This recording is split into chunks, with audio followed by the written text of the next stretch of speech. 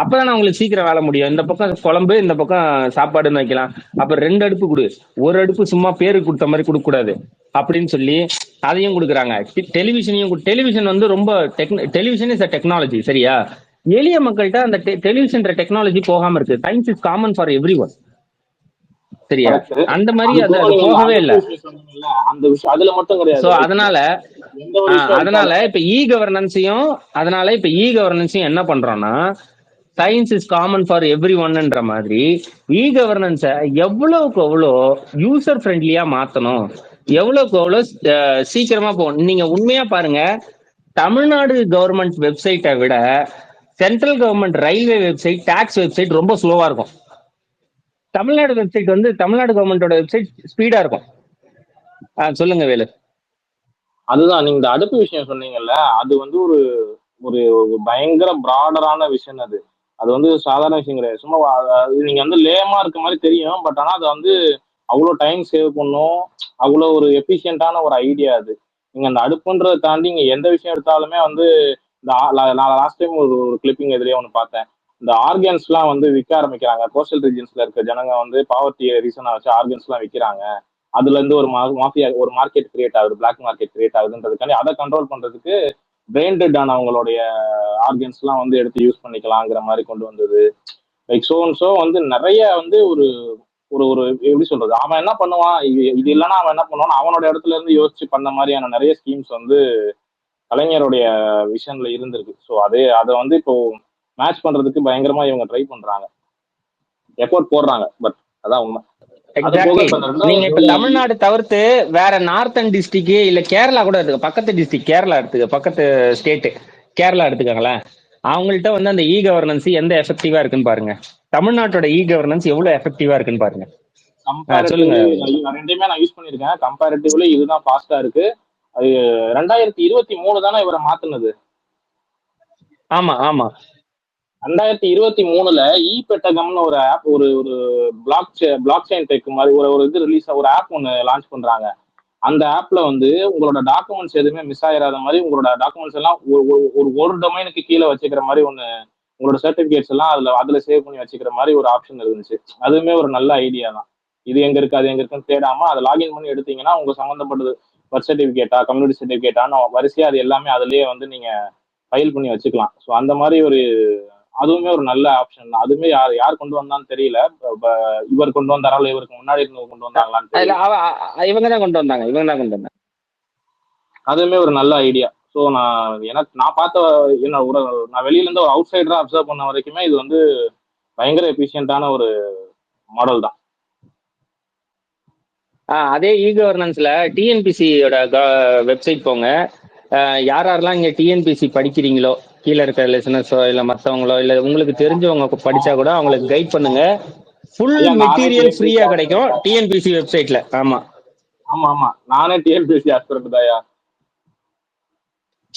Super.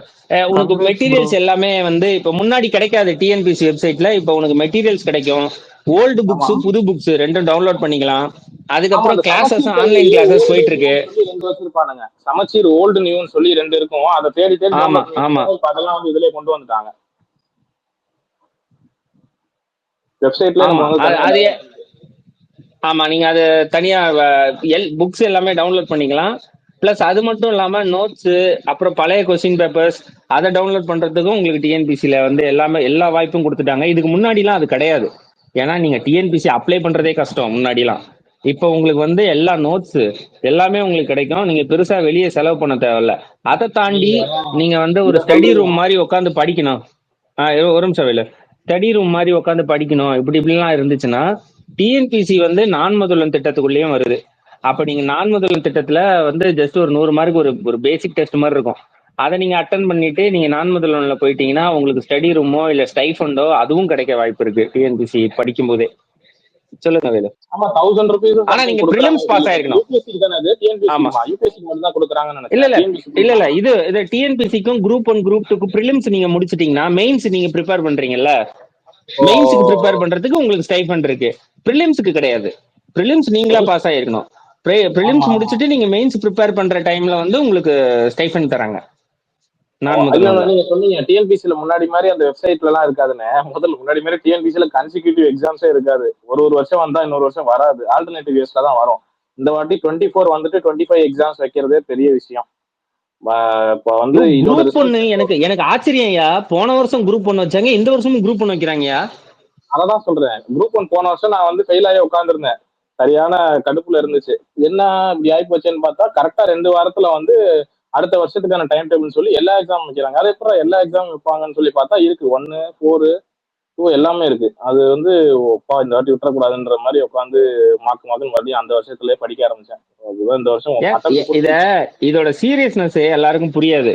நீங்க நினைச்சு பாருங்க, குரூப் 1 எக்ஸாம் ஒருத்தன் எழுதுறான், இப்போ காலேஜ் முடிச்சுட்டான், குரூப் 1 எக்ஸாம் எழுதுறான், எழுதிட்ட உடனே ஃபர்ஸ்ட் அட்டம்ப்ட்ல அவன் வந்து விடுறான். ஏன்னா ஃபர்ஸ்ட் வந்து நீங்க குரூப் 1க்கு மெயின் இது ப்ரிலிம்ஸ் எழுதணும். 3 மாசம் கழிச்சு தான் உங்களுக்கு மெயின்ஸ், 3 மாசமா 6 மாசம் கழிச்சு மெயின்ஸ் வரும். மெயின்ஸ்க்கு அப்புறம் ரிசல்ட் வரும். அப்போ அதான் ஒரு அட்டம்ப்ட் நீங்க முடிச்சு ரிசல்ட் பாஸ் ஆஃப் ஃபெயிலான்னு தெரிஞ்சுட்டு அதுக்கப்புறம் நீங்க மூவ் ஆகுறதுக்கே வந்து 1 வருஷம் ஆயிரும். 1 வருஷம் 1.5 வருஷம் ஆயிரும்னு வச்சுக்கோங்க. அப்ப அந்த 1 வருஷம் 1.5 வருஷம் இவன் டிஎன்பிசிக்கு ப்ரிப்பரேஷன்லயே உட்காந்துட்டு இருப்பான், எந்த வேலைக்கும் போக முடியாது காலேஜ் முடிச்சுட்டு. சரி, சப்போஸ் வந்து இதுவாயிடுச்சுன்னா அடுத்தது குரூப் 2 எதுவோ வந்து ப்ரிப்பேர் பண்ணணும். அதுக்கப்புறம் குரூப் 1 வர்றதுக்கு 2 வருஷம் ஆகும். அப்ப அந்த 2 வருஷம் மறுபடியும் ப்ரிப்பேர் பண்ணுவான். ஏற்கனவே ஃபர்ஸ்ட் குரூப் 1க்கு ப்ரிப்பேர் பண்ணது 1.5 வருஷம், அதுக்கப்புறம் திரும்ப அட்டம்ப்ட் வர்றதுக்கு வந்து ஒரு 2 வருஷம், மொத்தம் ஒரு 3 4 வருஷம் வந்து ஒரு காலேஜ் முடிச்ச பையன் வீட்டுல உட்காந்துட்டு இருப்பான் வேலை இல்லாம. 1 வருஷம் வந்து ஃபுல்லா கவர்மெண்ட் எக்ஸாம் படிக்குதுன்னு வந்து வீட்டுல வாழ்த்துவாங்க. ஆனா 2வது வருஷம் 3வது வருஷம் 4வது வருஷம் எல்லாம் தம்பி வேற ஏதாவது கொஞ்சம் வேலையாச்சும் பார்க்கலாமேன்னு அந்த ப்ரெஷர் கிரியேட் ஆகும் அந்த பையனுக்கு. அது எவ்வளவு கஷ்டம் தெரியுமா அது.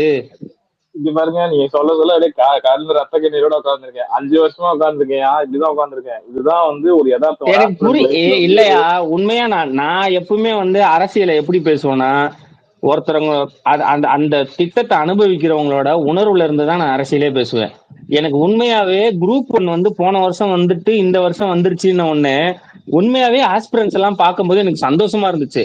அவனுங்க ஒரு ஒரு ஒரு ஒரு கவர்மெண்ட் எக்ஸாம் எழுதுறதுக்கு ஒரு 5 வருஷம் 6 வருஷம் வீட்டுல உட்காருவானுங்க. வயசு பையன் வீட்டுல உட்காந்துட்டு இருக்கும் போது ஊர் எப்படி பேசும் தெரியுமா, அவன் எவ்வளவு வழி அனுபவிப்பான் தெரியுமா இந்த என்னெல்லாம் லேட்டா வச்சு வச்சு பண்ணும்போது. வாங்குறானுங்க ஐயா. இதுலயே இல்ல இல்ல, என்ன நான் ஒண்ணு சொல்றேன், என்ன எல்லாம் இதுல வச்சு வாங்கிட்டானுங்க, இன்னும் வாங்கிட்டு தான் இருக்கானுங்க, அது வேற விஷயம். இதுல இன்னொரு செக்டார் இருக்கானுங்க, அதை கவனிச்சிங்களா? லைக் அவனுங்க வந்து பார்டர் ஏர்ல இருப்பானுங்க. 2024 தான் பார்டர்ல இருப்பானுங்க. லைக் ஒரு வருஷம் 34 தான் லிமிட்னு வச்சுங்களேன். 32ல இருப்பான் அவன். அடுத்த வருஷம் அவனுக்கு வந்து 33ல இருப்பான். அடுத்த வருஷம் அவனுக்கு எக்ஸாம் இருந்தாலும் அவனால எழுத முடியாது. உங்களுக்கு அந்த பார்டர்ல இருக்கவன் வந்து ஒரு வருஷம் கழிச்சு தான் வரும் அப்படின்னு இதுதான் நான் சொல்ல வந்தேன். கரெக்டா அட்ரஸ் பண்ணிட்டேன். இதுதான் பிரச்சனையாச்சு. எங்க வீட்டுல கூட ஒருத்தருக்கு பாவம் கரெக்டா அட்ரஸ் பண்ணிட்டீங்க. ஏஜ் பார் இஷ்யூ தான் பிரச்சனை. இல்ல இப்ப ஏஜ் பார் எல்லாம் கிடையாதுங்க. இப்ப பிசி எம்பி இப்ப திமுக வந்ததும் 2021ல பிசி எம்பிசி எஸ்சி எஸ்டி யாருக்குமே டிஎன்பிசில ஏஜ் பார் கிடையாது. ஒன்லி ஃபார் எஃப்சிக்கு மட்டும்தான் ஏஜ் பார். டிஎன்பிசி எழுதுறதுக்கு இந்த இன்ஃபர்மேஷன் எல்லாம் தெரிஞ்சுக்கோங்க. குரூப் 1 குரூப் 2 எல்லா குரூப்புக்குமே வந்து ஏஜ் பார் கிடையாது. அது யாருக்குன்னா பிசி எம்பிசி எஸ்சி எஸ்டி நீங்க எந்த வயசுக்கு வேணா எழுதலாம். அது எடுத்துட்டாங்க.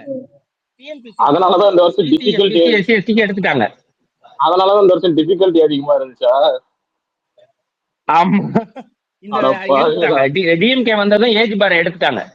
ஏங்க 55 வயசுல கூட எழுதலாங்க, அந்த மாதிரி ஆக்கி விட்டோம்.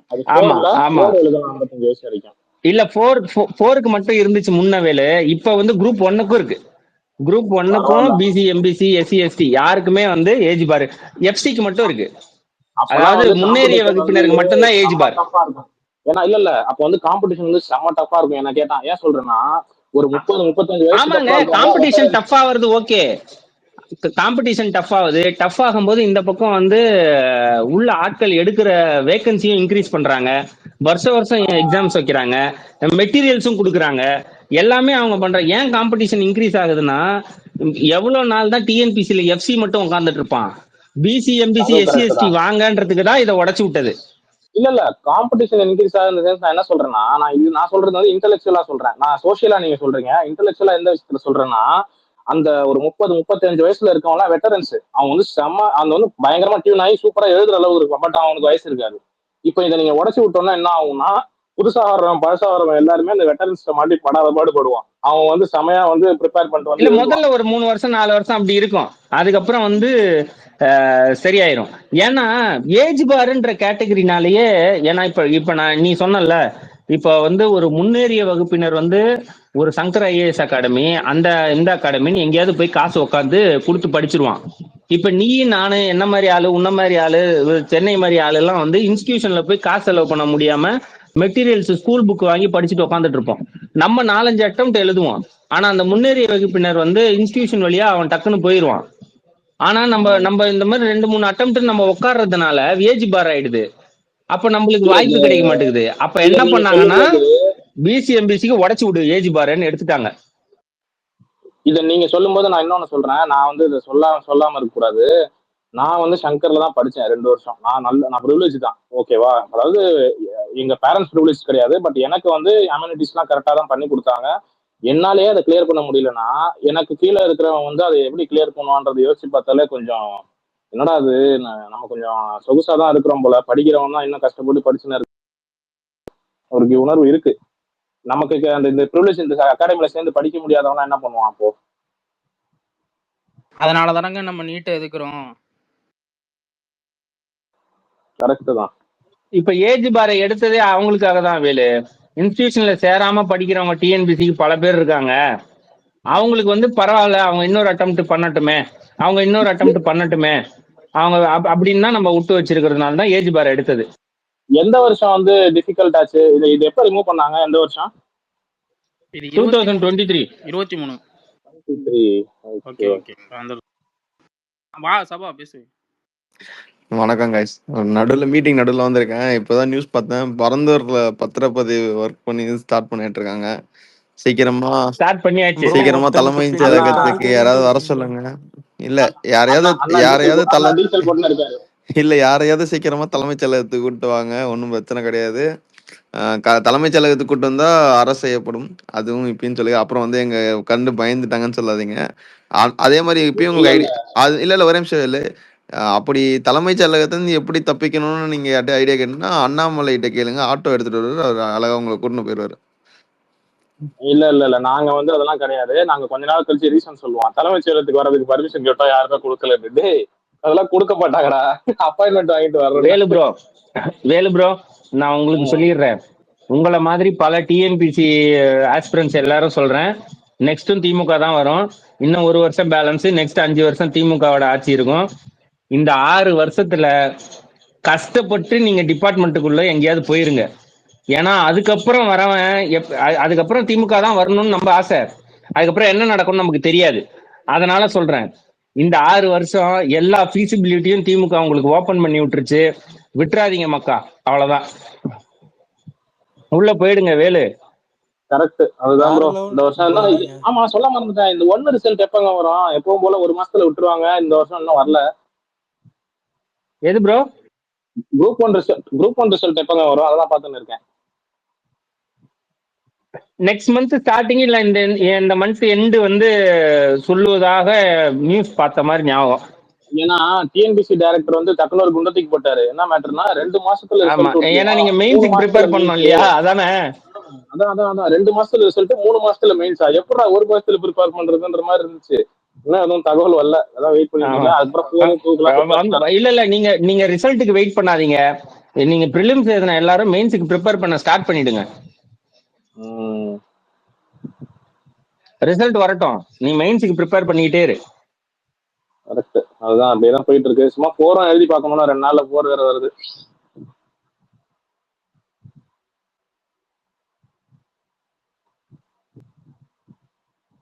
வேகன்சி வேற இன்க்ரீஸ் பண்ணதா சொல்லி கேள்விப்பட்டேன் 4ல இப்ப ரீசெண்டா. ஆமா, இன்க்ரீஸ் பண்ணிருக்காங்க, டிபார்ட்மெண்ட்ஸ் இன்க்ரீஸ் பண்ணிருக்காங்க, வேகன்சிஸ் இன்க்ரீஸ் பண்ணிருக்காங்க. அதனால வந்து வாய்ப்புகள் அதிகமா இருக்கு. அப்புறம் இன்னொன்னு, பெண்களுக்கு வந்து ஒரு ஒரு இதுங்க, நீங்க டைப்ரைட்டிங் மட்டும் தெரிஞ்சா போதும். ஐயோ அது பேர் என்னடா, அந்த இது மறந்துட்டேனே, செக்ரட்டரியேட்ல வந்து ஆமா டைப்ரைட்டிங் தெரிஞ்சா போதும். நீங்க டிஎன்பிசில ஜஸ்ட் போய் டைப்ரைட்டிங் இது பண்ணிட்டு நீங்க வந்து ஈக்குவல் டு குரூப் 2 கேடர்ல வந்து நீங்க செக்ரட்டரியேட்ல சேர்ந்துடலாம். ஆனா அது பெண்களுக்கு மட்டும்தான் அது. இல்ல எங்க அம்மா சொல்லிட்டு இருந்தாங்க அன்னைக்கு. Okay okay. ஆமா குரூப் குரூப் 2 4 கேடர் பண்ணவங்க பாத்துக்கோ போயிருக்காங்க. வேலு. குரூப் 2 கேடர்னா ஸ்டார்டிங் சேலரியே எவ்வளவு? மோர் தென் 50,000 வரும். 62,000 ரூபாங்க. 62,000 ரூபாய். நீங்க வந்து பெண்களா இருக்கணும், டிகிரி முடிச்சிருக்கணும், டைப் ரைட்டிங் தெரிஞ்சா போதும். டிஎன்பிசில அது ஒரு இது இருக்கு, குரூப் 2ல ஒரு கேட்டகரி இருக்கு. அதுல நிறைய பொசிஷன்ஸ் குரூப் 2ல வந்து நீங்க அதை ஓபன் பண்ணி பாத்தீங்கன்னா நிறைய பொசிஷன்ஸ் இருக்கும். அதுல இந்த கேட்டகரி வந்து செக்ரட்டரியேட்ல ஒர்க் பண்ற ஒரு கேட்டகரி ஒன்று இருக்கும். அதுக்கு eligibility criteria type writing plus degree முடிச்சிருக்கணும். முக்கியமா அது பெண்கள் மட்டும்தான், ஆண்கள் கிடையாது. ஆபீஸ் அதை நீங்க டைப் ரைட்டிங் முடிச்சிட்டீங்கன்னா காம்படிஷனும் கம்மி, நிறைய பெண்கள் வரமாட்டாங்க. டைப் ரைட்டிங் தெரிஞ்ச பெண்கள் அதிகமா இல்ல, காம்படிஷனும் கம்மியா இருக்கும். நீங்க போய் அட்டன் பண்ணாலே செலக்ட் ஆயிடுவீங்க. செலக்ட் ஆயிட்டா குரூப் 2 கேடர்ல இருப்பீங்க நீங்க. குரூப் 2 கேடர்னா என்ன? குரூப் 1னா சப் கலெக்டரா, குரூப் 2 கேடர்னா ஆர்டிஓ லெவல் இருப்பீங்க. ஈக்குவலன் டு டெப்டி தாசில்தார் மாதிரி. ஆமா, டெப்டி தாசில்தார் மாதிரி இருப்பீங்க. அந்த அந்த அளவுக்கான கேடருக்கான ஒரு இது பெண்களுக்கு அந்த வாய்ப்பு இருக்கு. இப்போ யூஸ் பண்ணிக்கோங்க. நான் வந்து செக்ரட்டரியேட் தான் குறி வச்சிட்டு இருக்கேன், பாப்போம். 2, 1 2 மேல ஆமா, ஏஜ் பார் கிடையாது. அது பாரு ஒரு பெனிஃபிட், ஏஜ் பார் கிடையாது. நைஸ், பயங்கர போட்டி இருக்கு. ஆந்தர் இது என்ன முதல் கட்டமான இதுவா? ஆமா, ஃபர்ஸ்ட் கட்ட பத்திரப்பதிவு, முதல் பத்திரப்பதிவு. ஓகே, 17 ஏன்னா ஏக்கர். ஆமா, பத்திரப்பதிவு வந்து கொஞ்சம் கொஞ்சமா தான் பண்ணுவாங்க எப்பவுமே. ஏன்னா 1500 பேருக்கிட்ட இடம் வாங்குறோம்னா ஒரே நல்ல 2 பத்திர ஆபீஸ்ல வந்து பிரிச்சு பிரிச்சு பண்றாங்க. Okay okay. இது முதல் கட்டம். அடுத்த வாரம் 2வது கட்டம், அப்படியே வாரம் வாரம் நடக்கும் இனிமே பத்திரப்பதிவு. இல்ல, நான் இன்னொன்னு கேட்கணும்னு நினைச்சேன். இந்த அஜித் குமாரோடைய பிரதர் வந்து அவனுக்கு அந்த பையன் ஏதோ பேசிக்கிட்டு இருந்தான்ல, அவனோட ஆக்சுவல் அவங்க எல்லாரும் கலாச்சிட்டு எல்லாம் திட்டிட்டு இருந்தாங்க. கட்சிக்காரங்களும் ஒரு பக்கம் திட்டுறாங்க, அதே மாதிரி வேலை படிக்கிறவங்களும் குரூப் டிஎன்பிஎஸ்சி படிக்கிறவங்களும் உனக்கு ஈஸியா வேலை கிடைச்சிருச்சு, அது என்ன பக்கத்துல வேணுமான்ற மாதிரி பேசுறாங்க. பட் அவன் கிரீவன்ஸ் தான் என்ன, அந்த லேண்ட்லயும் ஏதோ பிரச்சனைன்னு சொன்னாங்க, உங்களுக்கு இந்த இடத்துலயும் பிரச்சனைன்னு சொல்லி இல்ல அது ஓகே. இங்க பாருங்க, அது பிரச்சனை இருக்கு, எனக்கு கொடுத்தது 10லன்னு கேட்கறதுல எந்த தப்பும் கிடையாது, எந்த தப்பும் கிடையாது. அவன் வந்து கேட்கலாம். நான் என்னோட ட்விட்ல போய் பாருங்க, நான் அப்படி வந்து அவனை வந்து கீழ்த்தரமா போட்டே இருக்க மாட்டேன். ஆனா நான் ஒரே ஒரு ட்வீட் போட்டிருக்கேன். என்ன போட்டிருக்கேன்னா, இவனை மிஸ்கைட் பண்றாங்களா இல்ல எனக்கு இன்னும் கொஞ்சம் கொடுங்க, எனக்கு இந்த வேலை வேணாம், 80 கிலோமீட்டர் தூரம் இருக்கு, வேற கொடுத்தீங்கன்னா நல்லா இருக்கும்னு நீங்க கேட்டீங்கன்னா பண்றதுக்கு ரெடியா இருக்கு கவர்மெண்ட். ஓகேவா? அப்ப அதை கேட்காம ஒரு பிரஸ் மீட் வச்சு ஒரு வேலை பார்க்கும்போது பின்னாடி நாம் தமிழர்காரர் இருக்கான்ல, இவன் என்ன பண்றான்னா இதை தூண்டுதல் வேலையை ஒரு வேலையை பாக்குறான், இது வச்சு பாலிடிக்ஸ் பண்றான். இப்ப ஒண்ணுமே இல்ல, இப்ப பரந்தூர்ல என்ன பண்ணோம், பரந்தூர்ல வந்து அது அந்த ட்வீட் மட்டும் தான் நான் போட்டிருந்தேன். மத்தபடி இப்ப பாதிக்கப்பட்டவன் உனக்கு கொடுத்த நிவாரணம் பத்தலையா, நீ கேளு, இன்னும் கூட கேளு, உரிமை இருக்கு உனக்கு, பிரச்சனையே இல்ல, வேற இடம் கேளு, ஒன்னும் பிரச்சனையே இல்ல. நான் எதுக்கு எனக்கு வந்து அது ஒரு மிடலா இருந்துச்சுன்னா, இல்ல நான் விளக்கமா சொல்லிடுறேன் கேள. குடிசை மாற்று வாரியம் இருக்குல்ல, குடிசை மாற்று வாரியத்திலேயே வந்து ஒரு 4 வருஷம் 5 வருஷம் முன்னாடி வந்து அந்த ஆத்தோட வீடு கணக்கெடுப்பாங்க. கணக்கெடுத்துட்டு அவங்க என்ன பண்ணுவாங்கன்னா, ஒரு 3-4 இடத்த வந்து ஃபர்ஸ்ட் வந்து இங்க வந்து ஹவுசிங் போர்டு கட்டுறவங்க இங்க வீடு அலாட் பண்ணா உங்களுக்கு ஓகேவா அப்படின்னு கேட்பாங்க. அதுக்கப்புறம் இந்த இடத்துல அலாட் பண்ணா ஓகேவா அப்படின்னு கேட்பாங்க. ஒவ்வொரு வாட்டியும் housing board project, government project, housing board project ஒரு இடத்துல போகும். வீடு இடிக்கிறதுக்கு முன்னாடி கணக்கெடுத்துட்டு போனவங்கள்ட்ட எந்த இடத்துல வேணும் அப்படின்றத ஒரு 3-4 ஆப்ஷன் கொடுப்பாங்க. அந்த 3-4 ஆப்ஷன்ல வந்து செலக்ட் பண்ணி தான் போகணும். எனக்கும் வந்து சூளமேட்ல வந்து எனக்கு சோழிங்கநல்லூர்ல ஃபர்ஸ்ட் ஒரு ஆப்ஷன் கொடுத்தாங்க. அந்த ஆப்ஷன் வேணாம்னு சொல்லிட்டோம். இப்ப 2வது ஆப்ஷனுக்காக நாங்க வெயிட் பண்ணிட்டு இருக்கோம். அவங்க 2வது ஆப்ஷன் சரி ஓகேங்க இது வேண்டாம்னு சொல்லிட்டீங்கன்னா நம்ம 2வது ஆப்ஷன் வர வரைக்கும் 2வது சைட், அதாவது 2வது ப்ராஜெக்ட், வேற ஹவுசிங் போர்டு ப்ராஜெக்ட் வரும்போது உங்களுக்கு சொல்றோம், நீங்க பார்த்துட்டு ஓகேன்னா நம்ம அதுல ஷிஃப்ட் பண்ணிக்கலாம் அப்படின்னு வந்து நடக்கும். இதுதான் வந்து திமுக ஆட்சிக்கு வந்துட்டா வீடு இடிக்கும் போது அந்த ஹவுசிங் போர்டு ப்ராஜெக்ட்ல குடிசை மாற்று வாரியம் மூலமா வீடு இடிக்கும் போது இப்படிதான் நடக்கும். அதிமுக ஆட்சியில ஏன் போராட்டம் நடந்துச்சுன்னா இப்படி ஒரு சாய்ஸே கொடுக்காம நேரா நீ வீடு இடிச்ச உடனே செம்மஞ்சேரிக்கு போ, கண்ணகி நகருக்கு போன்னு தள்ளி விட்ட. நீ எங்களுக்கு சாய்ஸே கொடுக்கல. இப்ப கவர்மெண்ட் ப்ராஜெக்ட் அங்கங்க ஹவுசிங் போர்டு கட்டிக்கிட்டே தான் இருப்பாங்க. யாருக்கு எங்க வேணும், இந்த இது வேணுமா 4 ஆப்ஷன் 3 ஆப்ஷன் எங்களுக்கு கொடுக்கணும். அதான் ரூல்ஸ். டிஎம்கே பீரியட்ல அதுக்கு முன்னாடியும் குடிசை மாற்று வாரியத்தோட ரூல்ஸ் அதான். நீ கொடுத்துருக்கணும், கொடுக்கல. அதனாலதான் அதிமுக பீரியட்ல போராட்டம் நடந்துச்சு. இப்ப நீ எங்கேயாவது போராட்டம் நடக்குதா பாத்தீங்கன்னா, இப்பயும் வீடு இடிக்கிறாங்க, ஹவுசிங் போர்டு கட்டுறாங்க, கொடுத்துட்டு தான் இருக்காங்க. எங்கேயாவது போராட்டம் நடக்குதானா இல்ல. ஏன்னா இந்த ஆப்ஷன்ஸ் வச்சு கொடுப்பாங்க. பேந்தர் ப்ரோ, நம்ம அஜித்குமார் விஷயத்துல இவ்வளவு நல்லது பண்றோம், அதுக்கே குறை சொல்றாங்க. ஏடிஎம்கே டைம்ல ஜெயராஜ் அண்ட் ஃபெனிக்ஸ் கொலை வழக்குல ஏதாச்சும் இவனுங்க அரசாங்கம் இல்ல தரப்பு அது எங்கேயாவது நல்லா கம்பாரிட்டிவ்லாம் செஞ்சாங்களா? வேணாம் ப்ரோ. அது நம்ம அதுக்கப்புறம் இல்ல இல்ல ஆர்கியூமெண்ட் வேணும். அதான் நான் என்ன சொல்ல வந்தேன்னா, இருங்க நான் சொல்லிடுறேன். என்ன சொல்ல வந்தேன்னா, லைக் இதுல நேரடியா இல்லைனாலும் மறைமுகமா நம்மளோட டிபார்ட்மெண்ட் கீழே இப்படி ஒன்று நடந்துருச்சுன்றத ரியலைஸ் பண்ணி தான் உங்க சீஃப் மினிஸ்டர், லைக் அவர் உங்க கட்சியோட தலைவரே அவங்களுக்கு ஃபோன் பண்ணி இந்த மாதிரி நடக்கூடாது, நடந்துருச்சுமா, நான் என்ன பண்ணணுமோ பண்ணித்தரேன், நடவடிக்கை எடுக்க சொல்றேன், அவங்க எல்லாம் பேசினாரு. பட் ஆனா அது பேசுனதுக்கு அப்புறம் அதுல ஒரு கிரீவன்ஸ் அவனுக்கு இருக்குன்றத அவன் எக்ஸ்பிரஸ் பண்ணும்போது உங்க கட்சிக்காரங்க நிறைய பேர் அவனை ரொம்ப போட்டு அபியூஸ் பண்ணி, அவனுக்கு என்ன கலெக்டர் வேலை கொடுக்கணுமா, அந்த வேலை கொடுக்கணுமா, இந்த வேலை கொடுக்கணுமான்னு சொல்லி அவனை ரொம்ப என்னமோ போட்டது வாங்குறது பிச்சை, அதை ஒழுங்கா கேள்றாங்கிற மாதிரி அவனை ஒரு இந்த மனநிலையில பாட்டுறான். அவனுக்கு நீங்க தானம் பண்ணல, லைக் அவன் அவனுக்கான ரெப்பரேஷனை தான் நீங்க அரசாங்கம் பண்ணி கொடுக்குன்றப்ப இந்த மாதிரி அவங்க ரொம்ப அவனை ரொம்ப அபியூஸ் பண்ணிட்டாங்களோன்ற மாதிரியான ஒரு எண்ணம் எனக்கு. அதை நான் பார்த்தேன், அதனால சொன்னேன். பண்ணிட்டாங்கதான். நீ என்னமெல்லாம் இல்ல, நான் அதனாலதான் நானும் பார்த்து சில இதெல்லாம் சொல்ல முடியல. ஏன்னா இப்ப இந்த இடத்துல நம்ம போய் சொன்னோம்னு வச்சுக்கோங்களேன், இங்க இருக்கிறவன் அந்த பக்கம் ஸ்பேஸ போட்டு அழுவான். இவன் தான் திமுக காரனா, நாங்கெல்லாம் திமுக காரன் இல்லையான்னு நோண்டுவான். சரி லூசுத்தனமா என்னையத்தையும் பண்ணிட்டு போங்கடா அப்படின்னு. திமுக அவ்வளவு வேலை செஞ்சு அவனுக்கு வீடியோ கால்ல போய் பார்த்து நம்ம முதலமைச்சர் சாரி கேட்டு அந்த பண்போட நடந்துக்கிறாரு.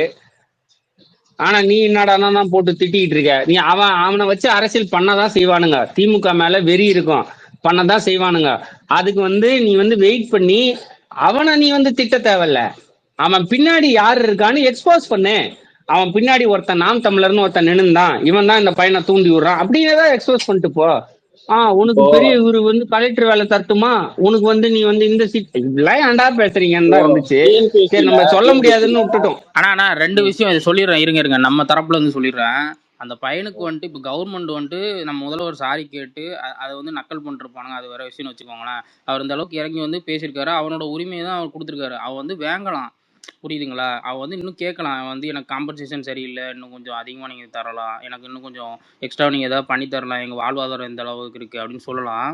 ஆனா முதல்வர் சொல்லியிருக்காருங்க கார்த்தி ப்ரோ. முதல்வர் போன்ல சொல்லி உங்களுக்கு என்ன வேணுமோ கேளுன்னு சொல்லியிருக்காரு. அதை முடிச்சிடுறேன். என்னன்னா இப்போ நம்ம கவர்மெண்ட் சும்மா இல்லை, நம்ம கவர்மெண்ட் பார்த்து மக்களுக்கு இவ்வளோ பண்ணும்போது இதில் சும்மா அப்படி அவனுக்கு வேலைலாம் அப்படி போட்டு கொடுக்க மாட்டாங்க. எங்கே வேக்கன்சி இருக்கோ அந்த இடத்துல வேலையை நிரப்பணும் அப்படிலாம் கணக்கு கிடையாது. அவனோட டிகிரி குவாலிஃபிகேஷன் என்னவோ அதுக்கு ஏற்றாப்புல தான் அவங்க வேலை கொடுத்துருப்பாங்க. அதனால நம்ம கலெக்டர் வேலை இதெல்லாம் நம்ம தேவையில்லாமல் அந்த பையனை கிண்டல் பண்ணுறது தவறு. அவன் பின்னாடி இருக்க இந்த நாம் தமிழர் கட்சி வழக்கறிஞர் மண்டைய கழுவி கூப்பிட்டு வந்திருக்கானுங்க. அவன் அரசியலுக்கு இந்த பையன் அறியாமையில் விழுந்திருக்கான். ரெண்டாவது கோர்ட் இந்த கேஸ் இப்போ நடந்துகிட்டு இருக்கு இல்லையா, கோர்ட்டு ஒரு காம்பன்சேஷன் கொடுக்கும் அந்த கேஸ் முடிஞ்ச உடனே, சரிங்களா? அதனால இந்த பையனுக்கு அந்த பையன் அப்படிலாம் நட்டாந்தெருவுலாம் நம்ம அரசு விட்டுறாது அவனை. அதனால அந்த பையனுக்கு தேவையானதை பண்ணி கொடுக்கும், அவ்வளவுதான். நம்ம இதை பத்தி தேவையில்லாம எதுவும் அந்த பையனை அபியூஸ் பண்ண வேண்டாம் ப்ரோ. ஆனா இதை எதுவும் வச்சு அரசியல் பண்ண பாக்குறாங்க. என்னன்னா இல்ல நான் இதுல என்ன சொல்ல வந்தேன்னா, இப்ப டிஎன்பிஎஸ்சி இருக்குன்னு வச்சுக்கோங்க, இந்த எக்ஸாம் எழுதுறோம். எக்ஸாம்ல பிஎஸ்டிஎம்னு ஒரு கேட்டகரி இருக்குல்ல, பர்சன் ஸ்டடி தமிழ் மீடியம். அவங்களுக்கு எதுக்கு நம்ம அதிகமா ஒரு 5 மார்க் நீங்க கம்மியா வாங்கினாலும் பிரச்சனை இல்லை, அவங்களுக்கு எதுக்கு நம்ம ரிசர்வ் அதாவது ஒரு சிறப்பு சலுகை எதுக்கு கொடுக்குறோம்? லைக் அவங்க இந்த சூழ்நிலையில டிசேபிள்டா இருக்காங்க, அவங்களை எனேபிள் பண்ணி விடணுங்கிறதுக்காண்டி நம்ம கொடுக்குறோம். கரெக்டா? டெக்னிக்கலா அரசாங்கத்துல நடந்த ஒரு மிஸ்டேக்னால அந்த வீட்டுல சம்பாதிக்கக்கூடிய ஒருத்தரை அந்த பையன் இழந்திருக்கான், அந்த வீடு இழந்திருக்குது. அவனுக்கு கொடுக்கப்படுற நிவாரணம் போதுமானதா இல்ல, பிளஸ் அவனோட வேலை சூழல இது ஒழுங்கா சரியா நான் போயிட்டு வர முடியல, எனக்கு இது பாதிப்பா இருக்குன்னு அவன் ஒரு சலுகை தான் கேட்கறான். ஆல்ரெடி அவன் வீட்டுல ஒருத்தர் இழந்திருக்கான், அது அரசாங்கத்தோட மிஸ்டேக்னால. அதுக்கு அவன் சலுகைகளை கேட்கிறப்போ அதை அந்த அரசாங்கம் அவனுக்கு செஞ்சு கொடுக்க தயாரா இருக்கு. அப்படின்றப்ப எதுக்கு இந்த கட்சிக்காரங்க அவனை போட்டு இந்த குதர்னாங்கன்றதுதான் $1 மில்லியன் கேள்வி. இல்ல அது நம்ம ஒண்ணும் பண்ண முடியும். சோசியல் மீடியாவோட ஸ்ட்ரக்சர் அது. வேலு சும்மா போட்டு ஏதாவது நம்ம பேசணும்னு பேசி விட்டுருவாங்க, அதை விட்டுரு. அது நம்ம இவங்களை தடுக்கலாம் முடியாது. தலைமையோ இல்ல நம்ம கட்சியில இருக்கிற பெரிய ஆட்களோ இல்ல மினிஸ்டரோ இந்த வார்த்தை சொல்ல மாட்டாங்க. அவங்களுக்கு சரி நாங்க அடுத்தது பண்ணித்தரோம் தான் போவாங்க. இங்க சோசியல் மீடியால இருக்கிற சிலர் அந்த பற்றுலயே இதுலயே சும்மா நாமளும் நம்ம இது பண்றோம் அப்படின்னு சொல்லிட்டு பண்ணுவாங்க. அது அதுதான் சொல்றேனே, அது நம்ம தடுக்க முடியாது. அதுதான் விஜய் வாங்க பதிவு பண்ணிக்கங்கன்னு சொல்றேன். அது என்னன்னா, கட்சி சார்பு இருக்கலாம், பட் ஆனா குறைஞ்சபட்சம் ஒரு அறம் வேணும்ல. இந்த மாதிரி இதெல்லாம் வந்து அவன் பாவம்ன்ற ஒரு எண்ணம் இருந்துச்சுனாலே இப்பெல்லாம் பேச மாட்டாங்க. கட்சி இல்ல சார்பு உன் இருக்கலாம், எண்ணம் கட்சி இப்ப நானே திமுகவுக்கு தான் பேசுறேன். உன் எண்ணம் தான் எனக்கு இருக்குது, கார்த்திக் இருக்குது, இந்த சென்னை பையனுக்கு இருக்குது. நிறைய பேர் நாங்க யாருமே போடலையே, சில பார்த்தேன் பேர் தான் பார்த்தேன். அதை பண்றான். அதான் சில நாங்க என்ன பேர்லாம் என்னன்னா பண்றோம்னா அவன் பின்னாடி நான் தமிழர்னு ஒருத்தன் இருந்து ஏதோ தூண்டுறான் போல இருக்குது. நான் தமிழர் கட்சிக்காரன்னு ஒரு ட்விட்டு தான் நான் போட்டுக்கிறேன். அதை தாண்டி இல்ல அந்த பையனை வந்து நான் சிறுமப்படுத்துறதோ, அந்த பையனை வந்து நீ பெரிய புலித்தியாடா, நீ உனக்கு இது பத்தாதாடா, உனக்கு உன் கெட்ட கேடுக்கு இது தேவைதானே, உனக்குன்னா நீ பெரிய உனக்குன்னா இந்த வேலை வேணுமா உனக்கு, அப்படிலாம் நம்ம கேட்கக்கூடாது. ஏன்னா அது வந்து ரொம்ப வந்து ஒரு மனிதாபிமானமற்ற வேலையா செயலா தான் இருக்கும். அதான் இந்த இத்தனைக்கு அவனும் தமிழன் ஒரு ஹாஸ்பிட்டல்ல பொறுக்கி இருந்துதான் மேல டிஸ்சார்ஜ் ஆகி ஏத்தது வந்தான். யாரு? அவனை கீழே இருக்குங்க மக்களே. ஏன் நண்பா இவ்வளவு அந்த நாய் கோவப்படுற? டேய் இல்ல சிக்கில போடா இத்தனைக்கு பரதேசி நாய. அவனை இத்தனைக்கு அவனை வந்து அவன் தான் ஹாஸ்பிட்டல்ல இருந்து அவன் டிஸ்சார்ஜ் ஆகி 4 நாள் தான் ஆகுது. அவனும் ஹாஸ்பிட்டல்ல தான் இருந்தான். ஆனா திடீர்னு வந்து என்ன நினைச்சுன்னு தெரியல, இந்த இன்டர்நெட் கழட்டுக்கு அவன் மேல கோவம் வந்து அவன் போட்டு இல்ல அவன் பின்னாடி சாதிட்டாங்க. அவன் பின்னாடி ஒரு பொலிட்டிக்கல் நான் தமிழரோட பொலிட்டிக்கல் இன்ஃபுளுன்ஸ் இருக்கு வேலு. அத சொல்லலாம். இப்ப நாம் தமிழரோட பொலிட்டிக்கல் இன்ஃபுளுன்ஸ் இருக்குன்னா அந்த இன்ஃபுளுன்ஸ் இருக்கிறது கூட தப்பு கிடையாது. அந்த இன்ஃபுளுன்ஸை அதுங்க வச்சு நீ என்ன இல்ல பண்ணுனா இன்னும் நல்லது கேளு. இன்னும் நீ கவர்மெண்ட் கிட்ட வந்து எனக்கு இது செஞ்சு கொடு அதை செஞ்சு கொடு நல்லதா கேளு. அதை அதான் விட்டுட்டு பெரும்பாலும் வந்து பின்னாடி நீ வந்து இருக்கிற வக்கீல்கள் என்ன சிறுமப்படுத்துறது பண்ணுவாங்கன்னா, என்னது?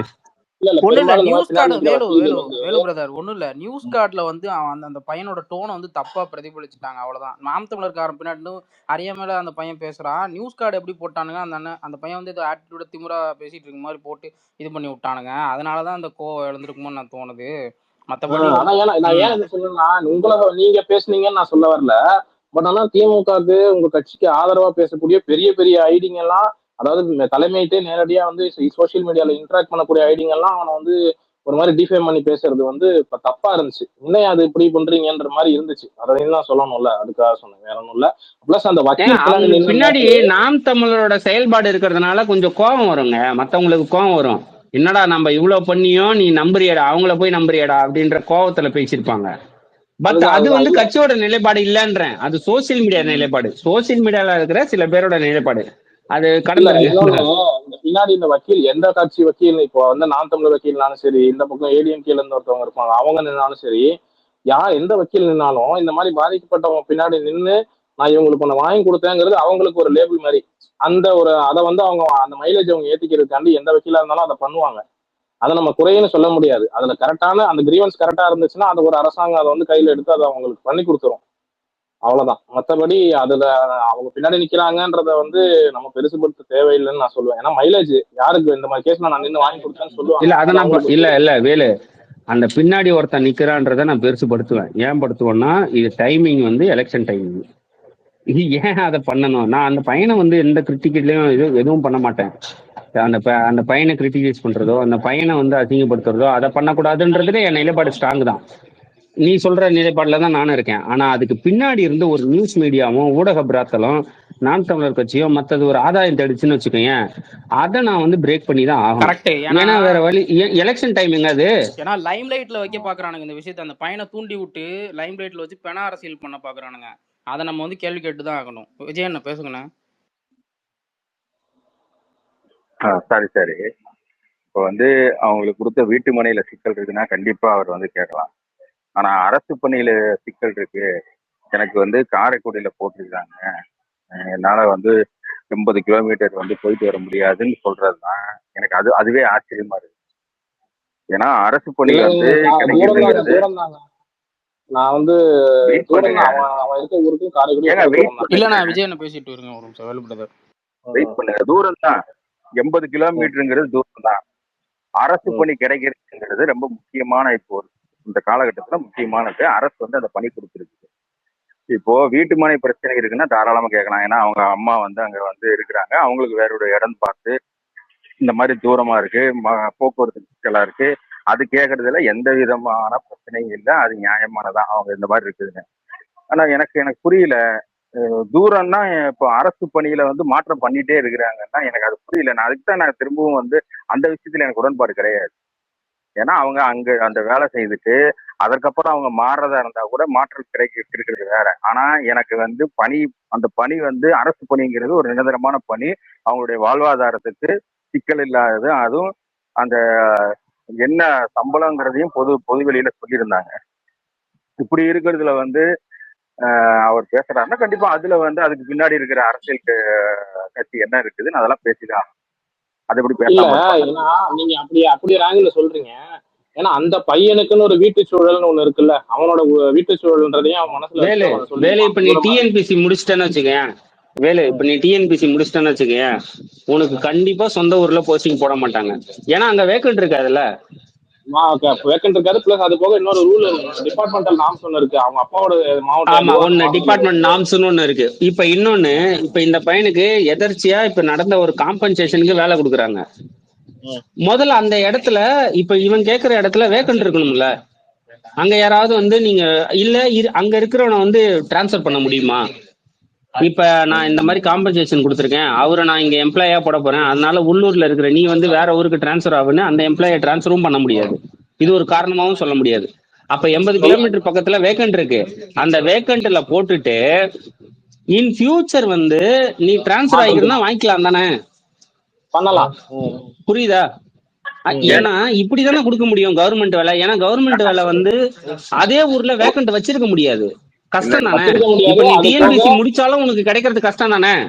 ஆமா ஆமா. ஏன்னா இல்ல அது போக இவங்க என்ன எதிர்பார்க்கறாங்கன்னா, இந்த பையனோட டேமேஜ் அதிகம், இவனுக்கு கருணை அடிப்படையில நீங்க ஏதாவது மாற்றி ஏற்பாடு பண்ணி கொடுக்கணும்னு எதிர்பார்க்கறாங்க.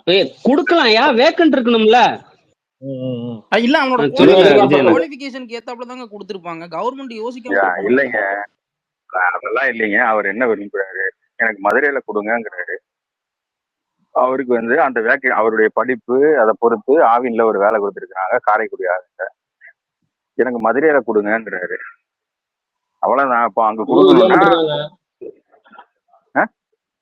திருப்பூணத்துல இருந்து மதுரை 25 கிலோமீட்டர் நினைக்கிறேன். ஏங்க நான் இப்ப எனக்கு என்ன தெரியாதுன்னு நினைச்சு பேசிட்டு இருக்கீங்களா? நான் என்ன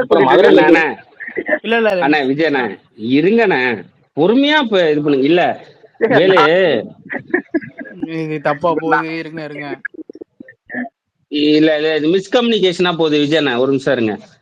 வேலுவும் நம்மால் தான், அவர் நம்ம கூட பேசுறவர் தான். அவரும் அது அது அப்படி அவர் போல. எப்படின்னா அவர் டிஎன்பிசி ஆஸ்பிரண்ட், கவர்மெண்ட் வேலைக்காக எக்ஸாம் எழுதிட்டு இருக்க ஆஸ்பிரண்ட். அவரோட பார்வையில ஒரு கவர்மெண்ட் வேலை கிடைக்கிறது இதுவா இருக்கு, அவங்க கவர்மெண்ட் இப்படி கொடுத்துருக்கலாம்ல அப்படின்ற மாதிரியான பார்வையில கேட்கிறாரு. அதை தாண்டி அவரு வந்து மத்தவங்க வைக்கிற விமர்சனம் மாதிரி வேலு வைக்கல. வேலுவோட பார்வை வேற. கரெக்டா வேலு? ஆமா, இதெல்லாம் இருக்கு. நீங்க அதுக்கு என்ன சொல்றீங்கன்றது உங்களோட பாயிண்ட் ஆஃப் வியூ நான் கேட்டு தெரிஞ்சு விருப்பப்படுறேன். இதுல நான் எதுவும் சொல்லலையே. 20 கிலோமீட்டர் வந்து எல்லாருக்கும் தெரியுங்க. மதுரை வந்து பக்கம் தான். அவன் கிட்ட கேட்கறான், அதுக்கு நீங்க என்ன சொல்லுவீங்கன்னு நான் கேட்கறேன். வேற என்ன கேட்க போறேன் உங்கள்ட்ட? நான் இப்ப எதுவும் கேட்கலையே. அவ்வளவுதான். இல்ல வேலு, அதுதான் இப்ப கிட்டேயே அவனுக்கு கேட்கும் போது அங்க பாலிடெக்னிக் முடிச்ச அதே குவாலிபிகேஷன்ல இன்னொரு ஆள் வேலை செஞ்சுட்டு இருக்கும்போது அவரு எந்த தப்பும் செய்யல, அவரை வந்து டிரான்ஸ்பர் பண்ண முடியாதுல்ல. புரியுதா? அதுதான் அவங்களுக்கு புரியலங்கிற. வெகுஜனத்துக்கு அது புரியாது. அதுதான் வந்து பெரிய விஷயமாக்கப்படுதுன்னு நான் சொல்றேன். Okay okay okay okay. அது வெகுஜனத்துக்கு புரியாது. நம்ம எதுக்கு இருக்கோம், நீ நானு எல்லாரும் நம்ம தான் பேசணும். இல்லைங்க, நீங்க கேட்கறது சரிதான். ஆனா இப்ப மதுரையில வந்து கேட்கும்போது, மதுரையில ஒரு எம்ப்ளாயி அங்க ஏற்கனவே ஒருத்தர் ஒர்க் பண்ணிட்டு இருக்காரு. அவரு எந்த தப்பும் செய்யல. பாவம், அவரு குடும்பத்தோட அங்க இருந்திருப்பாரு. அவரை தூக்கி இப்ப 25 கிலோமீட்டர் தள்ளி போட முடியுமா? அப்ப இவருக்கு முதல்ல வந்து வேலை எங்க வேக்கண்ட் இருக்கோ அங்க கொடுத்துட்டோம். அங்க வேக்கண்ட் கொடுத்த அப்புறம் ஒரு ஒரு ஒரு ஒரு ஒரு 6 மாசமோ இப்ப நீங்க அங்க தங்கிக்கலாம். வார லீவு விடுமுறையில வீட்டுக்கு வந்துடலாம்.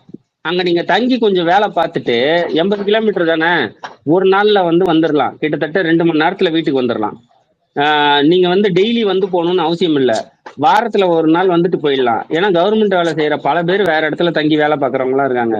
நீ ஒரு 6 மாசம் அங்க வேலை செஞ்சுட்டனா அதுக்கப்புறம் டிரான்ஸ்பர் வாங்கிட்டு கூட நீ சொந்த ஊருக்கு வா. கரெக்ட் தானே வேலு?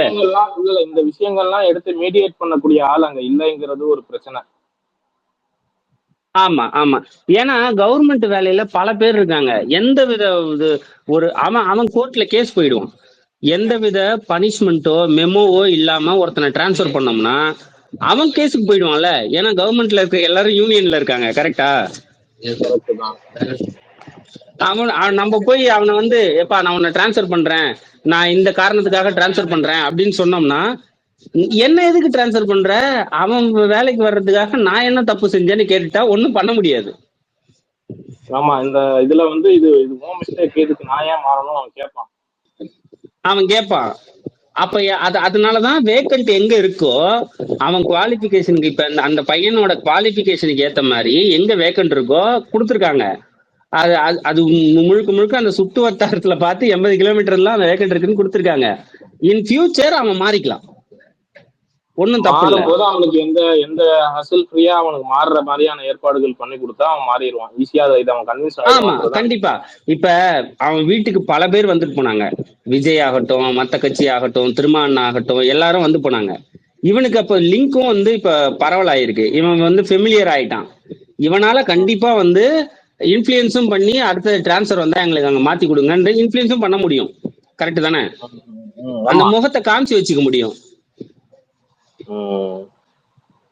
அப்ப இது இது இது இது பிரச்சனை இல்ல, இது பிரச்சனையா ஆக்கப்படுதுன்றேன். புரியுதா? 80 கிலோமீட்டர் தள்ளி வேலை கொடுத்துருக்காங்கன்றது பிரச்சனை இல்ல, அந்த பிரச்சனைக்கு தீர்வு இருக்கு.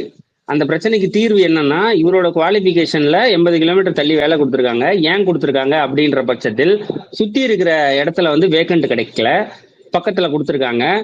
நாளைக்கு இங்க ஒரு டிரான்ஸ்ஃபரோ இல்ல இங்க ஒரு இது வரும்போது நீ மாறிக்கலாம், ஒன்னும் ப்ராப்ளமே இல்லை. கவர்மெண்ட்டுக்குள்ள டிரான்ஸ்ஃபரா பெரிய விஷயம்? அவ்வளவுதான். ஆனா இந்த ப்ராப்ளம்காக இங்க இருக்கிறவனை, அதாவது எந்த தப்பும் செய்யாதவனை டிரான்ஸ்ஃபர் பண்ண முடியாது கவர்மெண்டால. ஏன்னா அவன் கேஸுக்கு போக அவனோட ஃபண்டமெண்டல் ரைட்ஸை வந்து வயலேட் பண்ற மாதிரி ஆயிடும். அது ஒரு கவர்மெண்ட் செய்யாது, சட்டத்தை மீறாது கவர்மெண்ட் எப்பயும். இல்ல இத இந்த இந்த இப்ப இந்த பையனுக்கு வேணா அது தெரியாம இருந்திருக்கலாம். அஜித்குமாரோட பிரதருக்கு வேணா வந்து 25 கிலோமீட்டர் தானே இங்க மாத்தி கொடுங்கன்னு சொல்லி அவன் கேட்கறது அவனுக்கு ஒரு அவன் விருப்பத்துல அவன் கேட்கறான், அவனோட வீட்டு சூழலை மனசுல வச்சுக்கிட்டு. பட் அதுக்கு வந்து டெக்னிக்கலா அதோட ப்ராக்டிக்கல் டிஃபிகல்ட்டி நிறைய இருக்கு, அதை வந்து இம்ப்ளிமெண்ட் பண்ண முடியாது அப்படிங்கிறது அவங்க கூட இருக்க வக்கீல்களுக்கு தெரியும். பட் இருந்தாலும் ஒண்ணு போட்டு பார்ப்போமே, இது ஒரு விஷயமா ஆக்கி பார்ப்போம், அவனுக்கு ஏதாவது கிடைக்குதான்ற பார்ப்போம்ன்ற ஒரு முயற்சி கூட அவங்க எடுத்திருக்கலாம். பட் ஆனா கிடைக்குமாங்கிறது அது கவர்மெண்ட்டை போட்டு பாக்குறது. அது வந்து சும்மா வக்கீல்கள் என்ன பண்ணுவானுங்கன்னா, நான் ஒரு பெரிய புளுத்தின்னு போட்டு பாக்குறதுக்கு பண்ணுவானுங்க.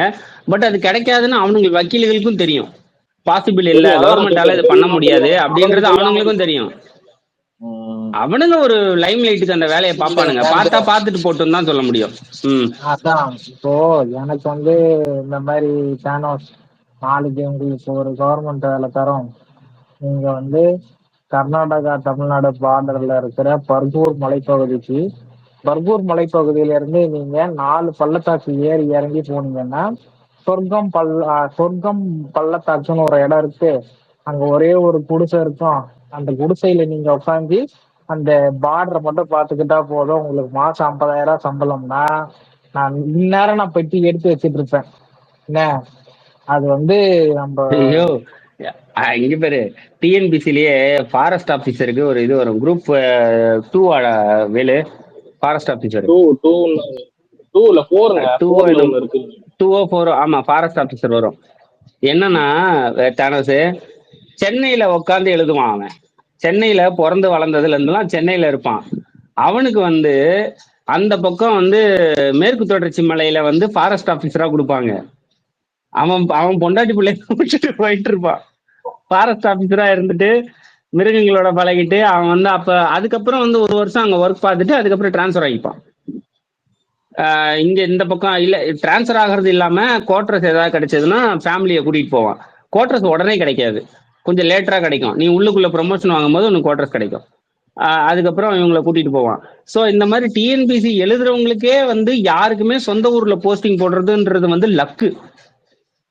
இப்ப வேலுவே நாளைக்கு குரூப் 1 வந்து பாஸ் ஆயிட்டாலும் அவர் வந்து ஒரு டெபுட்டி தாசில்தார் ஆகுறாரு இல்ல சப் கலெக்டர் ஆகுறாரு அப்படின்னாலும் அவருக்கு வந்து இப்ப நீங்க வேலு எந்த ஊர்ல இருக்காரோ அந்த ஊர்ல கிடைக்காது.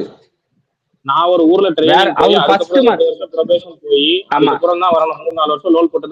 ஆமா, இவர் ஃபர்ஸ்ட் மார்க் எடுத்திருந்தாலும் டிஎன்பிசில இவர் தான் டாப், ஃபர்ஸ்ட் மார்க் இவர் தான் டிஎன்பிசிலே அப்படின்னாலும் இவர் கேட்கிற ஊரு கிடைக்கிறது கஷ்டம். ஏன்னா அந்த இடத்துல இன்னொரு சப் கலெக்டர் இருக்கானே, எப்படி இவர் உட்கார வைக்க முடியும்? புரியுதா? இந்த ஹோம் தியேட்டர் கொடுக்கறது வேணா வந்து யூபிஎஸ்சில எழுதி வேணா கொடுப்பாங்க. ஏன்னா அதுல அடிஷனல் செக்ரட்டரின்னு ஒரு ஆப்ஷன் இருக்கு. அவனுங்களுக்கு வேணா ஹோம் தியேட்டர் 2-3ல ஒருத்தருக்கு கிடைக்கிறதுக்கு வாய்ப்பு இருக்கு. அதாவது யூபிஎஸ்சில. டிஎன்பிசில அப்படி கிடைக்கிறது இல்ல ஆனா ரெகுலேட் கவர்மெண்ட் பண்றாங்க. வேலையிலேயே நான் அதுதான் சொல்றேன், கவர்மெண்ட் வேலையிலேயே அது கம்மி தான் சொல்றேன். இப்ப அண்ணாமலை வந்து யூபிஎஸ்சி முடிச்சான், அவனுக்கு கர்நாடகால தானே போஸ்டிங் கிடைச்சது, தமிழ்நாட்டுல கூட கிடைக்கலையே. ஏன் அவன் கர்நாடகால தானே எழுதுனா? அவன் இங்கதான் எழுதுனான், கோயம்புத்தூர்ல தான் எழுதுனான். அப்புறம் சசிகாந்த் செந்தில் அவருக்கும் வந்து ஐஏஎஸ் எழுதினாரு சசிகாந்த் செந்தில், அவருக்கு ஒடிசா அந்த பக்கம் தான் போஸ்டிங் கிடைச்சது. அது மாதிரி கவர்மெண்ட் வேலை பொறுத்த வரைக்கும் ஒரு பனிஷ்மெண்ட் இருக்கிறவன தான் டிரான்ஸ்ஃபர் பண்ணி மாத்த முடியுமே தவிர்த்து, எதுவுமே இல்லாம ஒரு டிரான்ஸ்ஃபரோ இதுவோ மாத்திட்டு இங்க ஒரு புதுசா ஒரு ஆளை போடுறதெல்லாம் பண்றது வந்து, ஏன்னா கவர்மெண்ட் வந்து கார்பரேட் கம்பெனி மாதிரி கிடையாதுல்ல, தே ஆர் லா அபைண்டன்ட், சட்டத்துக்குள்ள இருக்கிறாங்க, லேபர் லா எல்லாமே அவங்க ஃபாலோ பண்ணுவாங்க, கவர்மெண்ட் ஃபாலோ பண்ணும். அப்ப இஷ்டத்துக்கு அது பண்ணாது.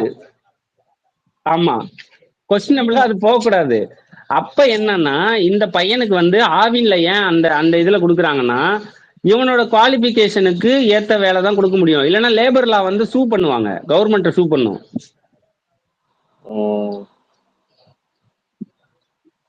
இப்ப இந்த கான்செப்ட் புரியுதா? இப்போ அந்த கலெக்டரா சொல்லிட்டு கிண்டல் பண்ணிட்டு இருக்காங்கல்ல, அவங்களுக்கு இதை புரிஞ்சுக்கிட்டோம். முதல்ல அவனுக்கு கலெக்டர் வரலாம் நம்ம நினைச்சாலும் இது பண்ண முடியாது, அவனோட குவாலிஃபிகேஷன் ஏத்தாப்புல தான் இது பண்ணுவாங்க. அதனால சும்மா கிண்டல் அவனே நினைச்சாலும் முடியாது, அவன் ஒரு டிகிரி வாங்கினா இல்ல அவனே நினைச்சாலும் முடியாது, அவன் ஒரு டிகிரி வாங்கி அவன் படிச்சு அதுக்கப்புறம் எழுதுனாதான். ஏங்க நம்ம முதலமைச்சர் நினைச்சாலும் அவனை கலெக்டர் ஆக்க முடியாதுங்க, யூபிஎஸ்சி வந்து சென்ட்ரல் கவர்மெண்டோடதுங்க, நம்மளது இல்லங்க. பேசுவாங்க எல்லாம் சப் கலெக்டர் எல்லாம் நம்ம கொடுத்துருவாங்க. இன்னொரு இல்ல சென்ட்ரல் கவர்மெண்ட் கூட கிடையாதுங்க, அது தனி போர்டு, அது கான்ஸ்டிடியூஷனல் பாடி. நீங்க சென்ட்ரல் கவர்மெண்ட் நினைச்சாலும் முடியாது, அதுக்கு யூபிஎஸ்சி தான் முடிவு பண்ணணும், குடியரசுத் தலைவர் தான். யூபிஎஸ்சி அண்டர் பிரசிடென்ட் கண்ட்ரோல் தான் வரும், யூபிஎஸ்சி போர்டு வந்து அண்டர் பிரசிடென்ட் கண்ட்ரோல். அவங்கதான் வந்து ஆமா அது சாச்சுரேட்டரி பாடி தனியா இருக்கும். யூபிஎஸ்சின்றது போர்டு, யூபிஎஸ்சி போர்டு தனி, அதுக்கு அண்டர் த பிரசிடென்ட் தான். நீங்க இங்க இருக்கிற யூபிஎஸ்சி முடிச்ச ஐஏஎஸ் ஆபீசர் மேல நீ ஒரு கேஸ ஃபைல் பண்ணாலும் பிரசிடென்ட் அப்ரூவல் வேணும். யூபிஎஸ்சி ஆபீசர்ஸ்னா சும்மா கிடையாது, நீக்கல்னாலும் பிரசிடென்ட்டோட இது வேணும். ஆமா, நம்ம வந்து சஸ்பென்ஷனுக்கு பரிந்துரைக்க முடியும். நம்ம வந்து யூபிஎஸ்சி போர்டுக்கு இவரை சஸ்பெண்ட் பண்ணுங்க, இவர் மேல இது இருக்குன்னு நம்ம தமிழ்நாடு கவர்மெண்ட் யூபிஎஸ்சி போர்டுக்கு வந்து சொல்லி அவரோட ப்ரொமோஷனை நிப்பாட்ட முடியும், இதெல்லாம் பண்ண முடியும். அதை அவங்க ஏத்துக்கிட்டாதான் அவங்க நிறுத்துவாங்க. அதையுமே அவங்க விசாரிப்பாங்க, விசாரிச்சு ஏகப்பட்ட ஸ்க்ரூட்டனி எல்லாம் போய் தான் அண்டர்கோ பண்ணி தான் அதுக்கப்புறமா அந்த ஆபீசர் மேல. ஆமா நம்ம வந்து ரெக்கமெண்டேஷன் தான் பண்ண முடியும். அவரை வந்து நீங்க சஸ்பெண்ட் பண்ணுங்க, அவரை வந்து எங்க தமிழ்நாட்டுல இருந்து மாத்துங்க அப்படின்னு நம்ம வந்து தமிழ்நாடு கவர்மெண்ட் ரெக்கமெண்டேஷன் தான் யூபிஎஸ்சி போர்டுக்கு பண்ண முடியுமே தவிர்த்து, அதிகபட்சம் ஸ்டேட்ஸ் வந்து அவரை மாத்தலாம், வேற ஊர்ல வேலை பார்க்க சொல்லி, அதுக்கு மேல ஒண்ணும் பண்ண முடியாது. டிபார்ட்மெண்ட் மாத்தலாம், டிஸ்ட்ரிக்ட் மாத்தலாம். அதை தாண்டி நம்ம வந்து அவரோட வேலையை வந்து டிஸ்மிஸோ இல்ல வந்து அவரை வந்து போலீஸ் கஸ்டடியில் எடுக்கிறதோ நம்ம பண்ண முடியாது. அது வந்து யூபிஎஸ்சி போர்டு கிட்ட பரிந்துரை வாங்கி தான் பண்ண முடியும். ஒரு அதிகாரியை தூக்கணும்னாலுமே, ஒரு லஞ்ச இதுல வந்திருக்காங்க, ஒரு அதிகாரியை வந்து இது பண்ணனாலுமே டிஸ்மிஸ் பண்றதுல சாதாரண விஷயமே கிடையாது. இந்த சவுக்கெல்லாம் சுத்திட்டு இருக்காங்க. ஒண்ணும் இல்லையா, இப்போ ஒரு கலெக்டர் வந்து லஞ்சம் வாங்கிட்டாரு, நம்ம தமிழ்நாடு லஞ்ச ஒழிப்புத்துறை வந்து அவரை கையங்குளமா பிடிச்சிருச்சு. ஆனா தமிழ்நாடு அரசால அவர் மேல ஆக்ஷன் எடுக்க முடியாது. கையங்குளமா பிடிச்சத யூபிஎஸ்சி போர்டுக்கு நம்ம கொடுக்கணும். யூபிஎஸ்சி போர்டு கொடுத்த அப்புறம் அந்த ஆதாரத்தெல்லாம் கூட நான் விசாரிக்கிறேன்னு தான் யூபிஎஸ்சி போர்டு விசாரிக்கும். அதுவும் பனிஷ்மெண்ட்லாம் இருக்குங்க, நிறைய இருக்கு, அதெல்லாம் பண்ணுவாங்க, உடனே பண்ண மாட்டாங்க. இந்த சவுக்கு சங்கர் ஒருத்தர் சுத்திட்டு இருக்கானே, நம்ம அரசு பணியில இது பண்ணிட்டு டாக்குமெண்ட் இது பண்ணிட்டு இருந்தானே, அவனை பல வருஷமா சஸ்பெண்ட் பண்ணியும் காசு கொடுத்துட்டு இருந்தாங்க. அதான் சஸ்பெண்டட் கிளர்க்னு சொல்லிட்டு சுத்திட்டு இருக்கான் நாய். அவன மாதிரி கேஸ் தானே. இல்ல அதுல அவனுக்கு வந்து நடவடிக்கை எடுத்து அவனை டிஸ்மிஸ் பண்றதுக்கே எவ்வளவு வருஷம் ஆச்சு? 18. ஆமா 2010 11 இதாயிட்டான்னு நினைக்கிறேன். அந்த ஆட்சியில அம்மா 2011 13 14 ஆனா வேலு 13 நினைக்கிறேன். வேலு நான் உங்ககிட்ட மட்டும் ஒரே ஒரு என்னன்னா, உங்ககிட்ட ஒரே ஒரு மனக்குறை இருக்கு. நீ ஒரு டிஎன்பிசி ஆஸ்பிரன்ஸ், உன்னை நான் மட்டமா சொல்லல, நீயே வந்து இந்த ட்விட்டர்ல போடுறத இன்ஃபுளுன்ஸ் ஆகாத. நீ வந்து பாரு கவர்மெண்ட் எப்படி ரன் ஆகும், ஒரு கவர்மெண்ட் ஜாப் எப்படி ரன் ஆகும், அந்த கவர்மெண்ட் ஜாப் டிரான்ஸ்ஃபர் நடக்க வாய்ப்பு இருக்கா, இதை நீ பார்த்து இப்ப நீ உன்ன மாதிரி ஆட்கள் தான் நம்ம பொதுமக்களுக்கு வந்து விழிப்புணர்வு கொடுக்க முடியும். உன்ன மாதிரி ஆட்களுக்கே நீ என்கிட்ட கேட்கறது ஓகே, ஆமா கேட்ட உடனே நான் சொல்லிட்டேன் ஓகே. பட் நீயும் எமோஷனலா அணுகாத நியூஸை பார்த்து. ஏன்னா உனக்கு நீ நீ டிஎன்பிசி படிக்கும் போதே நீ டெய்லி வந்து நியூஸை வந்து எப்படி எப்படி பார்க்கணும்னு இருக்குல்ல, ஒரு பொது மனநிலையில இருந்து நியூஸை பார்க்கணும். எந்த ஆமா வித எமோஷனலோ மற்ற இதுல இருந்தோ நீ பார்க்காத. பார்க்காம எது வந்து லாஜிக். இப்ப இவன் அந்த அஜித்தோட அண்ணன் வந்து பேட்டி கொடுக்கறது வந்து லாஜிக்கா இல்லையா அப்படின்ற அனாலிசிஸ் பண்ணு. அந்த நியூஸை வந்து நீ வந்து டீகோட் பண்ணு. டீகோட் பண்றதுதான் அது சரியா இருக்கும்னு பெரும்பாலான நினைக்கிறேன். தப்பா இடங்கள்ல வந்து எடுத்துக்காத. நான் உங்ககிட்ட மனஸ்தாபப்பட்டது இதனாலதான். அதை நான் பொறுமையா சொல்லி புரிய வச்சது புரிஞ்சிருக்கும்னு நினைக்கிறேன். இல்ல நான் பெரும்பாலுமே வந்து நான் சைட்ஸ் எடுக்கிறத நிறுத்திட்டேன். ஏன்னா ஓகே இந்த விஷயத்துக்கு இன்னொரு சைடும் இருக்கும், இன்னொருத்தவங்களையும் அது கேட்டா அது என்னன்றது நமக்கு கரெக்டா தெரியுன்றதுனாலதான் எப்பவுமே நான் வந்து இப்பெல்லாம் வந்து இந்த பக்கம் ஒரு பிரச்சனைனா அந்த பக்கம் என்னன்றதையும் கேட்டுட்டு தான் அதுக்கப்புறம் நம்ம ஒரு முடிவுக்கு வரணுன்றதுல நான் தெளிவா தான் இருக்கேன். ஸோ நான் இந்த மாதிரி சொல்றாங்களே இது என்ன சொல்றீங்கன்றத தெரிஞ்சுக்கிறது தான் மெயின் நோக்கமே எனக்கு. இல்ல நீ திமுக சைடே எடுக்காத வேலு. திமுக சைடு எடுக்காத, நாம் தமிழர் சைடு எடுக்காத. வாட் இஸ் ப்ரொசீஜர்ன்றத பாரு.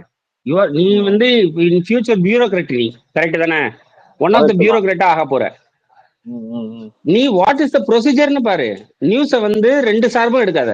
திமுக காரங்க பேசுறதையும் எடுக்காத, அப்புறம் அந்த அஜித் அந்த அந்த விக்டிம் ஒருத்தர் சொல்றாருல்ல அதையும் எடுக்காத. நீ வந்து நீ ஒரு பியூரோக்ராட்டா எப்படி அணுகணும்னா, வாட் இஸ் த ப்ரொசீஜர், இந்த ப்ரொசீஜர் படி தானே செய்ய முடியும், அப்ப இந்த ப்ரொசீஜர் இதுதான் அப்படின்னு அணுகு. அப்படி நீ அணுகும் போது நீ நியூஸை பாக்குற விதமே வேற மாதிரி இருக்கும். ஆமா, ரொம்ப நியூட்ரலா தான் பார்க்கணும்.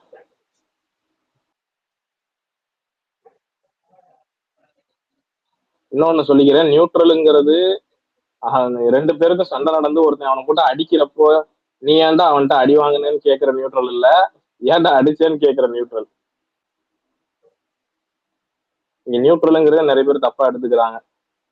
பேந்தர் இந்த உயர்நிலை பள்ளிகளை வந்து மேல்நிலை பள்ளிகளை வந்து தரம் உயர்த்தணும்னு சொல்லிட்டு உறைவிட அரசு பள்ளிகளை வந்து இது பண்ணியிருக்காங்க, அரசாணை வெளியிப்பாங்க.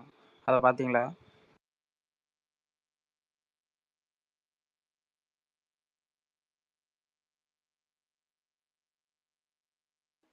இந்த ஸ்பார்க் மீடியான்ற பேஜ் ஷேர் பண்ணிருக்கீங்களா மேல தானே?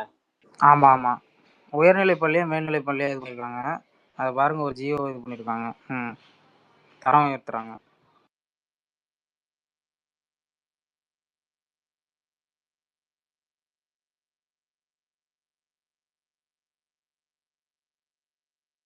எல்லாமே இந்த மலை கிராமங்க, கரெக்ட் தானே? ஆமா, எஸ், பழங்குடியினர் மலை ஜவ்வாது, கூடலூர், கெங்கவள்ளி, கல்வராயன் மலை எல்லாமே மலை கிராமம் தான்.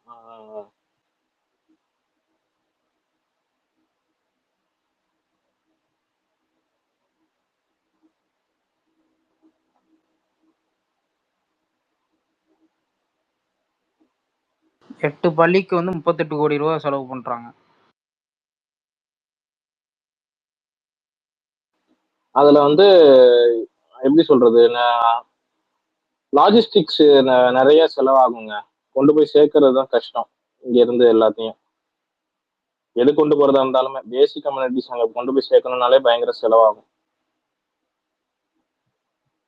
ஒரு மலையில வந்து நீங்க ஒரு சின்னதா ஒரு டென்ட் போறதுக்கே படாத பாடா இருக்கும்.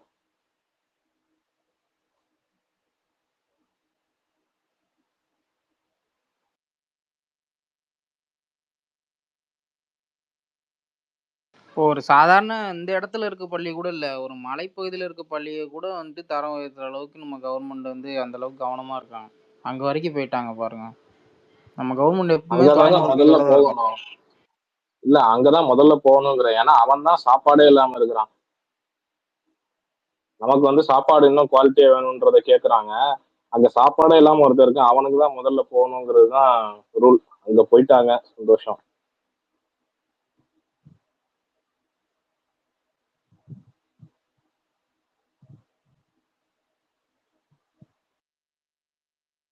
பேந்தர் வந்துட்டாரு, ஏதாவது பார்த்துருப்பாப்ல. பக் ஆயிடுச்சுங்க, பக் ஆகி தூக்கி போட்டுருச்சு வெளியே. ஆமா பேந்தர், அது அப்படிதான் பண்ணிட்டே இருக்கு. இதை பாத்தீங்களா? பழங்குடியினர் வந்து உயர்நிலை பள்ளி மேல்நிலை பள்ளியா மாத்த பாத்தீங்களா? ஜியோ இது பண்ணிருக்காங்க. அது பாக்கலையே. மேல பாருங்க, ஸ்பார்க் இது ஜியோ வெளியிட்டிருக்காங்க. 8 பழங்குடியினர் மலைப்பகுதியில இருக்கிற இதை உயர்நிலை பள்ளியா மேல்நிலை மேல அந்த மலை கிராமங்கள்ல இருக்க ஸ்கூல்ஸ், அதுல இருக்க ஸ்டூடெண்ட்ஸோடைய நம்பர்ஸ். ஏங்க டெய்லி ஏதாவது வேலை செஞ்சுக்கிட்டே தாங்க இருக்காங்க. அப்பா நம்ம ஆட்கள் வந்துட்டு உட்காரவே மாட்டாங்க போல. ஏய் இதுப்பா இது உண்டு உறைவிட அதான் பள்ளிப்பா, அதான். அதாவது ஸ்டே பண்ணி இருக்கிற பள்ளி. Super. Residential schools. Residential schools Dharmapuri, Erode, Kallakurichi, Salem, Nilgiri, Tiruvannamalai எல்லாத்தையும் எல்லா டிஸ்ட்ரிக்ட்லயும் மாத்திருக்காங்கப்பா. ஏய், இந்த உருண்டை பாத்தியா சாந்தரே? அந்த பத்திரப்பதிவு செஞ்சவங்க அந்த கிராமத்து வாசிகளா இல்லை நிலத்தை விற்பதற்காக வாங்கியவர்களா? என்ன உருட்டு! யாரு யாரு இப்ப இவர் சக்கரவர்த்தி சொன்னார்ல, 6 வருஷம் முன்னாடியே வந்து ஸ்டே பண்ணியாச்சு. அதாவது எடப்பாடி ஆட்சி காலத்திலேயே ஸ்டே பண்ணிட்டாங்க. என்ன ஸ்டே பண்ணிட்டாங்கன்னா, புதுசா யாரும் நிலம் வாங்கக்கூடாது அப்படின்னு. அப்புறம் எப்படி வந்து வெளியில இருந்தவங்க வந்து இப்ப விற்க முடியும்? சச்சினோட இப்ப போஸ்ட பாரு, பாருங்க, அழுதுகிட்டு இப்ப இருப்பான். பாரு, இப்ப பாரு, இததான் வந்து இப்ப அடுத்து இவன் பேச போறான். யாரு? விஜய் வந்து இந்த நரேட்டிவ் தான் கொண்டு போக போறான். நீ வேணா பாரு. அவனுக்கு அவ்வளவு அறிவுலாம் இல்லைங்க. ஒரு வாரம் கொண்டு இன்னொரு ஒரு வாரம் இன்னொரு கொண்டு போகலாம், அடுத்த வாரம் இன்னொரு ரிஜிஸ்ட்ரேஷன் நடக்கும். என்ன பண்ணுவேன்? இன்னொரு தியரி ஒண்ணு எழுதிட்டு இருக்காங்க. மொத்தம் 5000 ஏக்கர்ல வந்து 17 ஏக்கர்ல மட்டும் நீங்க நிலத்தை வித்துட்டு மக்களை திசை திருப்புறீங்க. 5000 ஏக்கர்ல ஆல்ரெடி 2700 ஏக்கர் நாங்க வாங்கிட்டோம்ன்றது இவனுங்களுக்கு அதுதான் தெரியுமா தெரியாதா? கவர்மெண்டோட தானே அது. ஐயோ அத ஆமா. மறந்துட்டேனே அண்ணா, ஐயோ அத மறந்துட்டேனே. அது ஆல்ரெடி அப்ப கவர்மெண்டோட. இல்ல டேய், அப்ப நீ அப்பவே போயிருக்கணும்டா செக்ரட்டரியேட்டுக்கு. இன்னும் போகலையா? பாதி முடிஞ்சதுக்கு அப்புறம் போறேன்ற. இல்ல வேலு, மொத்தம் 17-18 கிராமங்கள் வேலு அங்க. அதுல பரந்தூர், அப்புறம் இன்னொரு 2 ஊரு. அந்த ஊர்ல இருக்கிற அப்புறம் ஏக்னாபுரம், இந்த 2-3 கிராமங்கள் மட்டும்தான் கிராம சபை கூட்டத்துல வந்து நாங்க நிலம் தர மாட்டோம்னு நிறைவேற்றிருக்கு. ஒரு 2-3 ஊர் மட்டும்தான். மிச்சம் இருக்கிற 17 ஊரு தர சம்மதிச்சுட்டாங்க. அவங்களுக்கு பேமெண்ட்டும் கிரெடிட் பண்ணியாச்சு. சரியா? இந்த 3 ஊர்ல இருக்கிறவங்க தான் நிலம் தர மாட்டேன்னு சொன்னாங்க. அவங்க தான் இப்ப 21 பேர் வந்து கொடுக்குறாங்க. தரமாட்டேன்னு சொன்னா அவங்க வந்து கொடுத்துட்டாங்களா? ஆமா, அந்த 3 ஊர்ல தரமாட்டேன்னு சொல்லி கிராம சபை கூட்டத்துல தீர்மானம் நிறைவேற்றின அந்த மக்கள் தான் 21 பேர் சரிங்க நாங்க கொடுக்குறோம், ஆனா எங்களுக்கு விலை இவ்வளவு வேணும்னு சொல்லி அந்த பார்கெனிங்ல வந்து அக்செப்ட் பண்ணிக்கிட்டு வந்துட்டாங்க. 17 ஏக்கருக்கு 9.7 கோடி கொடுத்துருக்காங்க. அந்த 9.7 கோடி அக்செப்ட் பண்ணிக்கிட்டாங்க.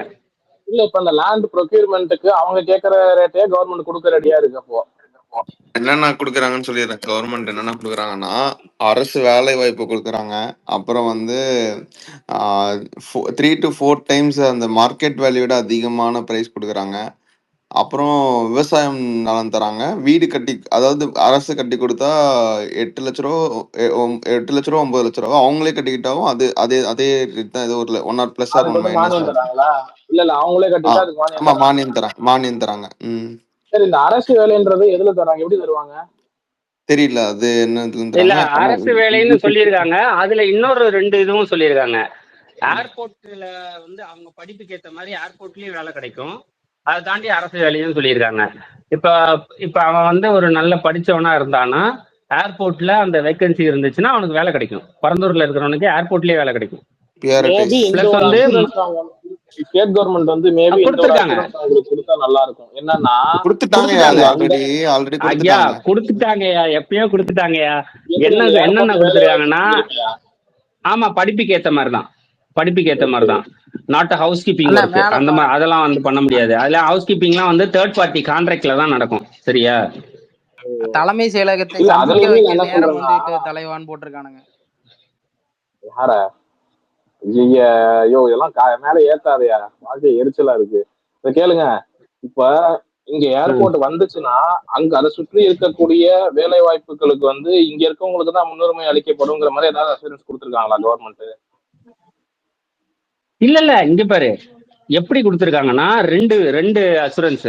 ஒண்ணு அரசு வேலை வாய்ப்பு அவங்களுக்கு கொடுக்கறதுக்கு வந்து இது பண்றது. அதுக்கப்புறம் அவங்க படிப்புக்கு ஏற்ற மாதிரி ஏர்போர்ட். இந்த இந்த இது வந்து ரொம்ப நீ ஸ்டான்ஸா கவனிக்கணும். ஏர்போர்ட்ல வேலை வாய்ப்பு கொடுக்குறேன்னு சொல்லிட்டாங்க அப்படின்னு பிளண்டா பார்க்க கூடாது. அவங்க படிப்புக்கு ஏர்போர்ட்ல வேலை செய்யற அத்தாரிட்டியில வேலை செய்யற வாய்ப்பு இருந்துச்சுன்னா அவங்களுக்கு வேலை வாய்ப்பு வழங்கப்படும். அப்படி இல்லைன்னா அவங்களுக்கு அரசு வேலை வாய்ப்பு கொடுக்கப்படும். அப்படியும் அரசு வேலை வாய்ப்புக்கும் அவங்க படிக்கல, அதாவது ஒரு ஸ்டேட் கவர்மெண்ட்ல வேலை செய்யற குவாலிஃபிகேஷனும் இல்ல, ஏர்போர்ட் குவாலிஃபிகேஷனும் இல்ல. அப்படின்ற பட்சத்தில் அந்த 2 வாய்ப்பை அவங்களால பயன்படுத்த முடியாது. மூன்றாவதா என்ன பண்ணலாம்னா, அவங்க வீடு கட்டுறதுக்கு 8 லட்ச ரூபா வந்து மானியம் கொடுப்பாங்க. அதை தாண்டி அவங்க அப்படி நான் மானியம் எல்லாம் வேணாம்னாலும் அந்த 8 லட்ச ரூபா மதிப்புள்ள வீடை இவங்களே கட்டி கொடுத்துருவாங்க.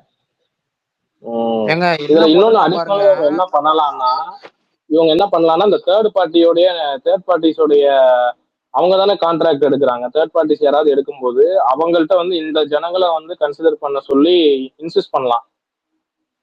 அதை நம்ம பண்ண முடியாது. ஏர்போர்ட் அத்தாரிட்டி ஆஃப் இந்தியா தானே வந்து தேர்ட் பார்ட்டி கான்ட்ராக்ட் வந்து அவங்க சென்ட்ரல் கவர்மெண்ட்ல இருந்து தானே கான்ட்ராக்ட் எடுப்பான். இல்ல இன்சிஸ்ட் பண்ணலாம்னு சொல்றேன். அது இன்சிஸ்ட் பண்ணாலும் அவன் கேட்கணும் கேட்காது நம்ம சொல்லலாம், நீ அதை கொஞ்சம் நம்ம ஆளுங்களை எடுப்பான்னு நம்ம சொல்லலாம். பட் ஆனா கான்ட்ராக்டர் வந்து என்ன யோசிக்கிறான்றத வந்து நம்ம வந்து புஷ் பண்ண முடியாது. ஆனா வந்து என்னன்னா அந்த கான்ட்ராக்டர் வந்து 100% என்ன பண்ணுவான்னா லோக்கல் பீப்புள் எடுக்க தான் பார்ப்பான். ஏன்னா அவன் வெளியில இருந்து கான்ட்ராக்டர் ஆள் கொண்டு வந்தானா அக்கமடேஷன் அவன் பே பண்ணணும். ஆமா, அது ஒண்ணு இருக்கு. கான்ட்ராக்டர் எப்பவுமே லோக்கல் பீப்புள் தான் எடுப்பான். இங்க பாருங்க, நம்ம வெளியாட்கள் மூலமா நிலங்களை வாங்கி அரசுக்கு வந்து திருப்பி கொடுக்குற மாதிரி ஒரு ஏமாத்து வேலையை பண்ணிட்டோமா. அதை வந்து நம்ம ஒரு பின்பத்தை கட்டி அங்க உள்ள மக்கள் வந்து வித்துக்கிட்டு இருக்க மாதிரி நம்ம ஒரு பின்பத்தை நீ வளருங்க. இப்போ இதுக்கு முன்னாடி இந்த பரந்தூர் பத்தி சொன்னாங்கல்ல, இவங்க இதுல வந்து விவசாய நிலம் அழிக்கப்படுதுன்ற மாதிரி பேசுனாங்கல்ல. இதனால ஒரு ஒரு எப்படி சொல்றது, இதனால ஃபுட் செக்யூரிட்டியில ஏதாவது ரிஃப்ளெக்ட் ஆகுதா பாதிப்பு? ஏதாவது ஒரு குறிப்பிட்ட அளவு வந்து உற்பத்தின்றது எனக்கு ரொம்ப எனக்கு உன்னை பார்த்தா ரொம்ப வந்து இதுவா இருக்கு. நீ டிஎன்பிசி தானே படிக்கிற? ஆமா. அப்புறம் நம்மளோட ஃபுட் செக்யூரிட்டி எங்கேயாச்சும் வந்து குறையுமா? இதுக்கு முன்னாடி நடந்த டெவலப்மெண்ட்ஸ்ல எல்லாமே ஏர்போர்ட் இப்ப நீங்க மீனம்பாக்கத்துல கட்டும் போதும் விவசாய நிலம் தான். அதுக்கப்புறம் பல விஷயங்கள் வந்து அவன் குதிப்பாயா. நீ டிஎன்பிசி படிக்கிறல்ல, நம்ம எவ்வளவு வந்து அக்ரிகல்ச்சர்ல தமிழ்நாடு அக்ரிகல்ச்சர் ரிஃபார்ம்ஸ் நீ போய் பாரு, அது உனக்கு சப்ஜெக்ட் தானே. தமிழ்நாடு அக்ரிகல்ச்சர் லேண்ட் எவ்வளவு இன்க்ரீஸ் பண்ணிருக்கோம்னு போய் பாரு. தரிசு நிலத்தெல்லாம் அக்ரிகல்ச்சர் லேண்டா நம்ம மாத்திருக்கோம். மாத்தது மட்டும் இல்லாம நம்ம வந்து ஃபுட்டு இது இருக்குல்ல, உற்பத்தியை வந்து இன்க்ரீஸ் பண்ணியிருக்கோம். நம்ம அக்ரிகல்ச்சர் ப்ராடக்ட்ஸை இன்க்ரீஸ் பண்ணியிருக்கோம். அது இன்க்ரீஸ் பண்ணிருக்கோம். நித்தி ஆயோக் ரிப்போர்ட்ல இருக்கு. நீ கரண்ட் அஃபேர்ஸ் படிக்கிறதானே? அப்ப நம்ம இன்க்ரீஸ் பண்ணிருக்கோம்னா எங்க நம்ம விவசாயத்தை அழிச்சிருக்கோம். நம்ம ஒரு இடத்துல விவசாயம் இதுல 3000 ஏக்கர் இருக்கு. அவன் பாயிண்ட் வைப்பாயா. இப்ப தெளிவுபடுத்துறாங்க. உங்கள்ட்ட கேக்குறேன். இல்ல உங்கள்ட்ட டேட்டா கேட்க கூடாது. நான் உண்மையா சொல்றேன், நீ என்கிட்டயே கேட்க கூடாது. நீ ஆஸ்பிரண்ட், நீ கரண்ட் அஃபேர்ஸ ஃபாலோ பண்றவன். நீ வந்து இந்த 3மே கண்டிப்பா நீ பார்த்துதான் ஆகணும். நம்ம தமிழ்நாட்டுல 3மே சென்னை ஒரு நிமிஷம்டா. நம்ம தமிழ்நாட்டோட ஜிடிபி வந்து 3. எது? Service sector, manufacture sector, agriculture sector. இந்த அக்ரிகல்ச்சர் செக்டர்லயும் சர்வீஸ் செக்டர்லயும் மேனுஃபேக்சர் செக்டர்லயும் நம்ம தமிழ்நாடு எவ்வளவு டெவலப்மெண்ட் ஆயிட்டு இருக்கு. அக்ரிகல்ச்சர் செக்டருக்கு தனியா வேளாண் பட்ஜெட்னு தனியா ஏன் போடுறோம்? நீ வேளாண் பட்ஜெட் தனியா இப்ப பாத்தியா? இப்ப இந்த 2025 வேளாண் பட்ஜெட் போட்டதை பாத்தியா? வேலு பட்ஜெட் போட்டிருக்காங்கிற வரைக்கும் பாத்துருந்தா அதெல்லாம் கேட்டிருக்க மாட்டேன்ல. நீ சங்கரை நீ மட்டும் நான் மட்டும் உனக்கு வந்து லெக்சரரா இருந்தாலும் வச்சுக்கேன், மண்டையில கொட்டிடுவேன். ஏண்டா பட்ஜெட் பார்க்காம நீ வந்து டிஎன்பிசி படிக்கிறியாடா? பட்ஜெட்ல வரும்டா. அவ்வளவு டேட்டாக்குள்ள நான் போலங்க. கொஞ்சம் லேமா தாங்க. ஒண்ணும் இல்ல, மேலாவே சொல்றேன். 3000 ஏக்கர்ல வந்து 300 ஏக்கர் மட்டும்தான் அதுல நன்சை நிலம். சரிங்களா? அதனால வந்துட்டு அதுல விளைச்சலும் அவ்வளவா கிடையாது. பாசன நீர்லாம் இருக்குது, ஓகே. ஆனா விளைச்சல் கம்மியா தான் இருக்கு இந்த வாட்டி. அதான் நேற்றுக்கு நம்ம சக்கரவர்த்தி என்ன டீட்டெயிலா சொல்லிட்டு இருந்தாப்ல. இல்ல எனக்கு என்னன்னா வேலை, நாளைக்கு நீ ஒரு அதிகாரியா ஆக போற. ட்விட்டர்ல சும்மா வந்து நான் போர் அடிக்குதுன்னு உட்காந்து அரசியல் பேசுற நாங்களே இவ்வளவு டேட்டா படிக்கிறோம். நாளைக்கு நீ ஒரு பியூரோக்ராட். நீ என்னன்னா நீ இதெல்லாம் பார்க்காம உட்காந்துட்டு இருக்க. இதெல்லாம் வந்து விவசாய நிலம் வருஷயா இந்த பரந்தூர்ல விவசாய நிலம் அழியுதுன்னு ஊட்டுறானுங்கல்ல. பரந்தூர்ல விவசாய நிலம் அழிய போறது கிடையாது. இப்ப நான் இருக்கிற ஊரு ஃபுல்லா விவசாய லேண்ட் மட்டும்தான்யா. அங்கேயும் எவனும் விவசாயம் பண்றது இல்லையா? எல்லாரும் தென்னை மரத்தை நட்டு வச்சுட்டு வேலைக்கு போயிட்டானுங்க. இவனுக்குன்னா சென்னைக்கு பக்கத்துல எனக்கு என்னன்னா வேலு வந்து நாளைக்கே இப்ப குரூப் 1 பாஸ் ஆயிட்டாருன்னு வச்சுக்கோங்க. டெபுட்டி ஒரே நிமிஷம். சென்னை பரந்தூர்ல கூட இவருக்கு டெபுட்டி தாசில்தாரா போவாரு. இவருக்கு வாய்ப்பு இருக்கு. நீ வந்து நீ நாளைக்கு இவருக்கு வாய்ப்பு இருக்குல்ல. நீ வந்து நாளைக்கு குரூப் 1 முடிச்சிட்டனா நீ டெபுட்டி தாசில்தாரா பரந்தூர் கூட போவ. உனக்கு அங்க கூட ஆமா போஸ்டிங் கிடைக்கும். நீ இதெல்லாம் தெரிஞ்சுக்காம கரண்ட் அஃபேர்ஸே பார்க்காம உட்காந்துட்டு இருக்கு. போயாயோ, ரொம்ப டிசப்பாயிண்ட் ஆடி அவன் மேல. இப்ப சபா ஐயோ வெட்லாண்ட தானே சொல்ல வர? சொல்லு. இல்ல சொல்லிடுறேன். அதாவது விவசாயம் நல்லா அழிய போகுது, விவசாயம் அழிய போகுது, அதுல அழியும்னு சொல்றாங்க, அதெல்லாம் கிடையாது. அந்த விவசாயிகளுக்கு மீட் இதுவா வந்து காம்பன்சேஷனா விவசாய நிலமும் தரப்ப யார் யாரெல்லாம் விவசாயம் பண்றாங்களோ அவங்களுக்கான காம்பன்சேஷன் எல்லாமே அரசு தரன்றத வந்து சொல்லியிருக்கு. அதனால அது இல்லாத இடத்துலயா? ஆமா ஏர்போர்ட் இல்லாத இடத்துல விவசாயிகளுக்கு வந்து விவசாயம் பண்றதுக்கு யார் யார் விவசாயம் பண்ண ரெடியா இருக்காங்களோ அவங்களுக்கு விவசாயம் நிலன்னு தராங்க. அதாவது அந்த ஏர்போர்ட்டை சுத்தி இருக்கக்கூடிய மற்ற இடங்கள்ல இருந்து சுத்தியான்னு தெரில. ஆனா வந்து அவங்களுக்கு அப்படி விவசாயம் தான் பண்ணணும்னா இந்த எல்லா காம்பன்சேஷனையும் வச்சு அதுக்காக விவசாயம் ரெண்டுமே தரான்ற மாதிரி தான் அவங்க சொல்லிட்டு இருக்காங்க. ஐயா அங்க என்ன தெரியுமா விவசாயம் பண்றாங்க இல்ல வேலு மேஜரா? வேலு இந்த வேலு நான் மாடுக்கெல்லாம் வந்து அடிச்சு ஒரே புல்லு நிமிஷம் தானே இருக்குல்ல. சார். ஆ இல்ல வேலு, இல்ல நீ இல்ல நான் உனக்கு அடிச்சு சொல்றேன். நெக்ஸ்ட் டிஎன்பிசில நீ வந்து இப்ப பரந்தூர்ல ஏர்போர்ட் கட்டிட்டாங்கன்னு வச்சுக்கோங்க, டிஎன்பிசி கொஸ்டின்ஸ்ல வரும். பரந்தூர்ல புதுசா தமிழ்நாடு அரசு அது வந்து எந்த திட்டத்துக்கு இல்ல, யாரோட திட்டத்துக்கு கீழே வருது தெரியல? ஏர்போர்ட் யாரோட டிபார்ட்மெண்ட் கீழே வருது? இல்ல ஏர்போர்ட்டை சென்ட்ரல் கவர்மெண்ட் கொண்டு வர்றதுதான், நான் இல்லைன்னு சொல்ல. சென்ட்ரல் கவர்மெண்ட் கொண்டு வருது. தமிழ்நாட்டுல அந்த ப்ராஜெக்ட் யார் கீழே வருது? இன்ஃப்ராஸ்ட்ரக்சர் கீழே தான். தமிழ்நாடு இண்டஸ்ட்ரியல் டெவலப்மெண்ட் கீழே வருது. இண்டஸ்ட்ரியல் டெவலப்மெண்ட் அந்த ஆமா அந்த இது தட்கோவா, அது என்னதுடா அது, Chennai Tamil Nadu industrial development authority. Industrial development authority, அப்புறம் வந்து பத்திரப்பதிவுத்துறை, அப்புறம் வந்து இன்னொரு துறை எதை சொன்னாங்க, மொத்தம் 3 துறைக்கு வருது. ஆமா, நீ இதெல்லாம் உனக்கு டிஎன்பிசி கொஸ்டினா வரும்டா. என்னையா நீ இது நீ மத்தது நீ நியூஸ் படிக்கும் போது எப்பவுமே வந்து இந்த லாரி ஆக்சிடென்ட் ஆச்சு, கள்ளக்காதலோட மனைவி ஓடி போயிட்டாங்க, இந்த நியூஸ்லாம் நீ டிஎன்பிசி படிக்கிறவன் படிக்க கூடாது. நீ இந்த ஃபாலோ பண்ணணும். இல்ல ஆக்சுவலா நான் அதுல ஏன் கேட்டேன்னா, இது வந்து சும்மா இவனுங்க வந்து இந்த மாதிரி விவசாயம் அழிக்கப்படுது, வாங்குறாங்க, இது பண்றாங்கன்னு சொல்றாங்க.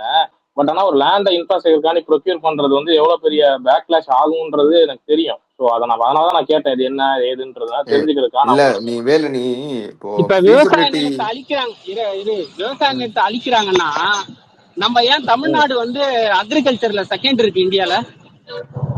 நம்ம இதுக்கு முன்னாடி எங்க இருந்தோம் தெரியுமா? 8வது இடத்துல இருந்தோம்.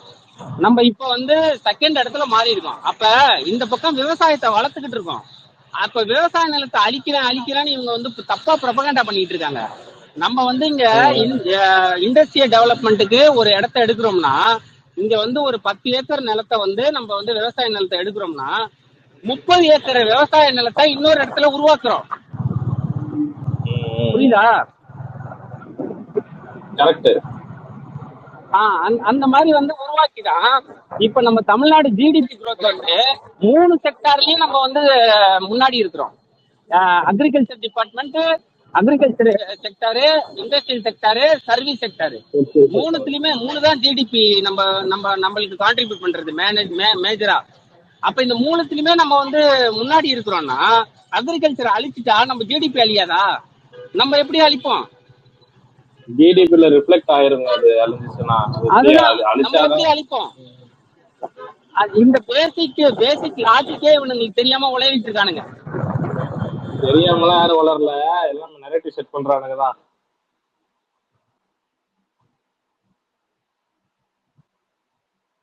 பேசுறா சென்னை, சாரிடா.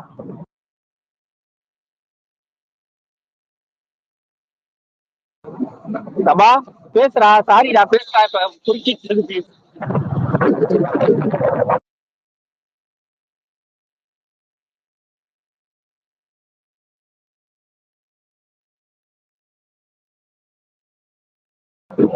கீழே ஒருத்தர் மெசேஜ் பண்ணிருக்காரு. இல்ல அது 3 ஜிடிபி துறை அப்படின்னு ஏன் சொல்றோம்னா, இப்ப கல்வித்துறை இருக்கு. கல்வித்துறை, போக்குவரத்து துறை எல்லாம் நம்ம செலவு பண்ற துறை. அதெல்லாம் நம்மளுக்கு வருமானம் வராது. அரசுக்கு, கவர்மெண்ட்டுக்கு வருமானம் வராது. வருமானம் வர துறை வந்து எதுன்னு பாத்தீங்கன்னா பத்திரப்பதிவுத்துறை, இந்த விவசாயம், அதுக்கப்புறம் அந்த விவசாயத்துல வந்து சில இதெல்லாம் பண்றோம். அதுல நம்ம கரண்ட் எல்லாம் கொடுக்குறோம், இன்வெஸ்ட் பண்றோம். ஓகே, ஃப்ரீயா கரண்ட் கொடுக்குறோம், இதெல்லாம் ஓகே. பட் வந்து அது மூலமா வந்து நம்ம ஏற்றுமதி இறக்குமதியில வருமானம் வரும். அதுக்கப்புறம் வந்து இது மேனுஃபேக்சரிங் செக்டார்ல வந்து நம்மளுக்கு வருமானம் வரும். அப்ப இதுதான் வந்து கிராஸ் டொமஸ்டிக் ப்ராஃபிட்னு வாங்க, ஜிடிபின்னு வாங்க. சரியா? இப்ப இந்த ஆனா பேந்தர் இந்த வர்றத ஜிடிபி வந்து பேசும்போது நம்ம சொல்லு சொல்லு. பேந்தர் நம்ம அக்ரிகல்ச்சர் ஜிடிபி பத்தி பேசும்போது அது நம்ம 18% கீழ இருந்து 15 to 18% தான் கான்ட்ரிபியூஷன் இருக்கு. ஆனா அதுல 40 அன்னைக்கு நீங்க பேசிட்டு இருந்தீங்க பெரும்பாலான மக்கள் வந்து அந்த ஃபார்மிங்ல ஏன் இருக்கணும், நம்ம ரொமான்டிசைசிங் பத்தி பேசிட்டு இருக்கும்போது சொன்னோம்ல, அதான் நான் திருப்பி சொல்றேன். 43-44% மக்கள் வந்துட்டு அக்ரிகல்ச்சர்ல வேலை பார்க்குறாங்க. அக்ரிகல்ச்சர் இதுல லைவ்வுட்ல அதை வச்சு தான் நம்பிக்கை இது பண்ணிட்டு இருக்காங்க. ஆனா அது ஜிடிபிக்கு வந்து 15 ஒரு 18-19% மட்டும் தான் ஜிடிபி கான்ட்ரிபியூட் பண்ணுது. அதனால வந்துட்டு அதை பெருசா வந்து இது பண்ண வேண்டாம். அது அப்படிலாம் அழியுது, அக்ரிகல்ச்சர் லேண்ட் அழியறதுனால நாடு ஜிடிபி குறைஞ்சிரும். இங்க பாரு, சூப்பரான விஷயம் கார்த்தி நீ சொன்னது. நம்ம என்ன பண்றோம்னா 18% ஜிடிபில இருக்கிற ஸ்கோப் இல்லாத, அதாவது ஸ்கோப் வந்து கம்மியா இருக்கிற இடத்துல வந்து அதிக மேன் பவர் போட்டுக்கிட்டு இருக்கோம். அப்ப அதனால என்ன பண்றோம்னா இவங்களை மேனுஃபேக்சர் செக்டாருக்கும் சர்வீஸ் செக்டாருக்கும் மூவ் பண்ணி அந்த 18% ஜிடிபி இருக்கிற அக்ரிகல்ச்சர் செக்டாருக்கு மிஷினரிஸை கொண்டு வரணும்னு பேசுறோம். அதுக்கு பேர் தான் அர்பனைசேஷன். அதுக்கு பேர் தான் அர்பனைசேஷன். ஆமா, அதை நோக்கி தான் போறோம். ஆமா ஆமா, நம்ம விவசாயத்தை அழிக்கல, விவசாயத்தை நவீனத்துவப்படுத்துறோம்.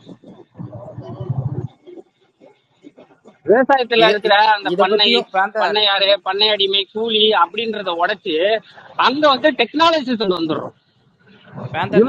அரசியல் சொல்றீங்கல்ல, அதை வந்து நம்ம ஃப்ரீ ஆயிட்டீங்கன்னா, நீங்க அப்புறமா ஃப்ரீ ஆயிட்டீங்கன்னா அந்த கோர் அரசியலுக்குள்ள போயிருவோம். அதை இதெல்லாம் பேசுவோம். பேந்தர் நீங்க சொல்லுங்க அப்புறம் ஒரு நாள். ஆமா, கண்டிப்பா கண்டிப்பா. என்னன்னா நம்ம வந்து விவசாயத்தை அழிக்கணும்ன்ற எண்ணம் நம்மளுக்கு கிடையாது. Urbanisation is modernisation of agriculture தான் அர்பனைசேஷன். பாரம்பரிய விவசாயம் சொல்றதுதான் இவனுங்களோட பிற்போக்குத்தனம். நம்மளை எதிர்க்கிறதுக்கு இவனுங்க சொல்றது பாரம்பரிய விவசாயம், பழங்கால விவசாயம் அப்படின்னு சொல்லிட்டு இயற்கை விவசாயம் அப்படின்னு இவனுங்க சொல்றானுங்க. நம்ம என்ன சொல்றோம்னா இந்த பாரம்பரியம், இயற்கை, இந்த விவசாயம் எல்லாம் நீ சொல்றல, அதுல நீ என்ன பண்றனா சாதி ரீதியான ஆட்களை உள்ள கொண்டு வந்து இவன் பண்ணை அடிமை, இவன் பண்ணை கூலி, இவன் வந்து விவசாய கூலி இப்படின்னு நீ வைக்கணும்னு நினைக்கிற.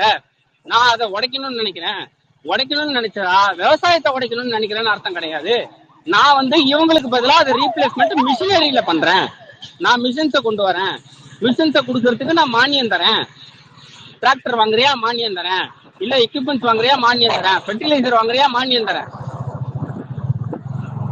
நீ ஆட்களை வச்சு ஃபெர்டிலைசர் தூங்கணும்னு அவசியம் இல்லை, மிஷின்ஸ் இருக்கு, ட்ரோனை வச்சு போடு. நீ ஏன் ஆட்கள் வேணும் உனக்கு அப்படின்றதுதான் நம்மளோட அர்பனைசேஷன். அக்ரிகல்ச்சர் அழிக்கிறது நம்மளது இல்ல. இவனுங்க நம்மளோட அரசியல இவனுங்க கரெக்டா புரிஞ்சுக்கிட்டதுனாலதான் இவன் மாடர்னைசேஷன் பண்ணிட்டா சாதி கட்டமைப்பு உடையும், அதனால மாடர்னைசேஷன் பண்ணக்கூடாது, பாரம்பரிய விவசாயம், அதுக்கப்புறம் வந்து இந்த இயற்கை விவசாயம் இப்படின்னு சொல்லி திரும்ப அதை உள்ளக்குள்ள இழுக்கிறான், கட்டுப்படுத்தி வைக்கிறான்.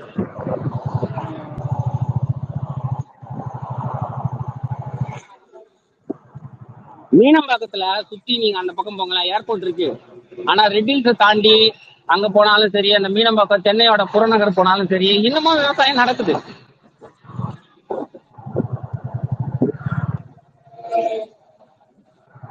இவனுங்களுக்கு டெவலப்மெண்ட்னா என்ன, இன்ஃப்ராஸ்ட்ரக்சர் டெவலப்மெண்ட்னா என்ன, விவசாயம் வந்து எப்படி வந்து இப்போ வரைக்கும் நீ திமுக ஆட்சி வந்ததுக்கு அப்புறம் 2021 இருந்து இப்ப 2025, 2021 இருந்து இப்ப 2025 வரைக்கும் விவசாயத்தோட அக்ரிகல்ச்சர் ப்ராடக்டோட வளர்ச்சி தான் இருக்கு. எங்க வீழ்ச்சி இருக்கு? எப்ப திமுக விவசாயத்தை அழிச்சுது?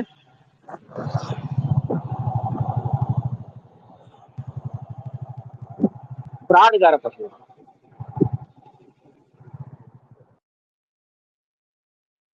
இவனுங்களுக்கு வந்து கடைசி வரைக்கும் நிலம் இல்லாதவன் வந்துட்டு அதிகமாக வந்துட்டு நிலம் இல்லாதவன் இருக்கிறவன்ட்ட போய் வேலை செஞ்சுக்கிட்டே இருக்கணும், கூலி வேலை செஞ்சுக்கிட்டு பரம்பரை வேலை செஞ்சுக்கிட்டே இருக்கணும். அதை புனிதப்படுத்தி விவசாயம்ட்டு இது பண்ணிக்கிட்டே இருக்கணும். ஆமா, வளர்ச்சியை நோக்கி. இப்ப அப்ப வந்து தண்ணி வந்து கிணத்துல தண்ணி சேர்ந்தறதுக்கு அதுக்கு பேர் என்ன வைப்பாங்க, சாலுன்னு ஒண்ணு வைப்பாங்கல்ல, மாடு வச்சு தண்ணி சேர்ந்தணும். சரியா? உனக்கு ஒரு மோட்டர்னு கொண்டு வந்து அந்த மோட்டருக்கு வந்து நீ கரண்ட் எவ்வளவு நேரம் வேணா ஓட்டு, விவசாயத்துக்கு இலவசம்னு வந்து அந்த டெக்னாலஜியை கொடுக்கும்போது இழுச்சுக்கிட்டு வாங்கினல, இழுச்சுக்கிட்டு அந்த உன் நிலத்துக்கு வந்து மோட்டர் எவ்வளவு நேரம் போட்டாலும் கரண்ட் பில்லு நம்மளுக்கு வந்து ஆகாது, நம்ம மோட்டர்ல தண்ணி சேர்ந்திக்கலாம் கிணத்துல இருந்து விவசாய நிலங்களுக்குன்னு போது அந்த டெக்னாலஜியை இழிச்சுட்டு தானே வாங்கினேன். அதே மாதிரி தானே இப்ப டிராக்டர், ஃபெர்டிலைசர், தூவுறது, ட்ரோன்ஸ், அப்புறம் சோலார் எனர்ஜி எல்லாத்தையும் கவர்மெண்ட் மானியம் தருதுல்ல. உக்காளி அதை வாங்க மாட்டியா? இன்னமும் நீ வந்து ஆட்கள் தான் வரணும், களை புடுங்கிறதுக்கு மயிரை புடுங்கிறதுக்கு ஆட்கள் தான் வரணும்னு கேட்டுட்டு இருப்பியா? அந்த டெக்னாலஜி மட்டும் நீ வந்து மானியத்தை ஏத்துக்கிட்ட மண்ணாங்கட்டி பயல, இதை ஏன் ஏத்துக்க மாட்டேற? உனக்கு என்னன்னா எவனாவது ஒருத்தன் உனக்கு அடிமையா வேலை செஞ்சுட்டே இருக்கணும், அதுல சுகபோகமா உனக்கு வந்து பொத்தி குளிரணும்.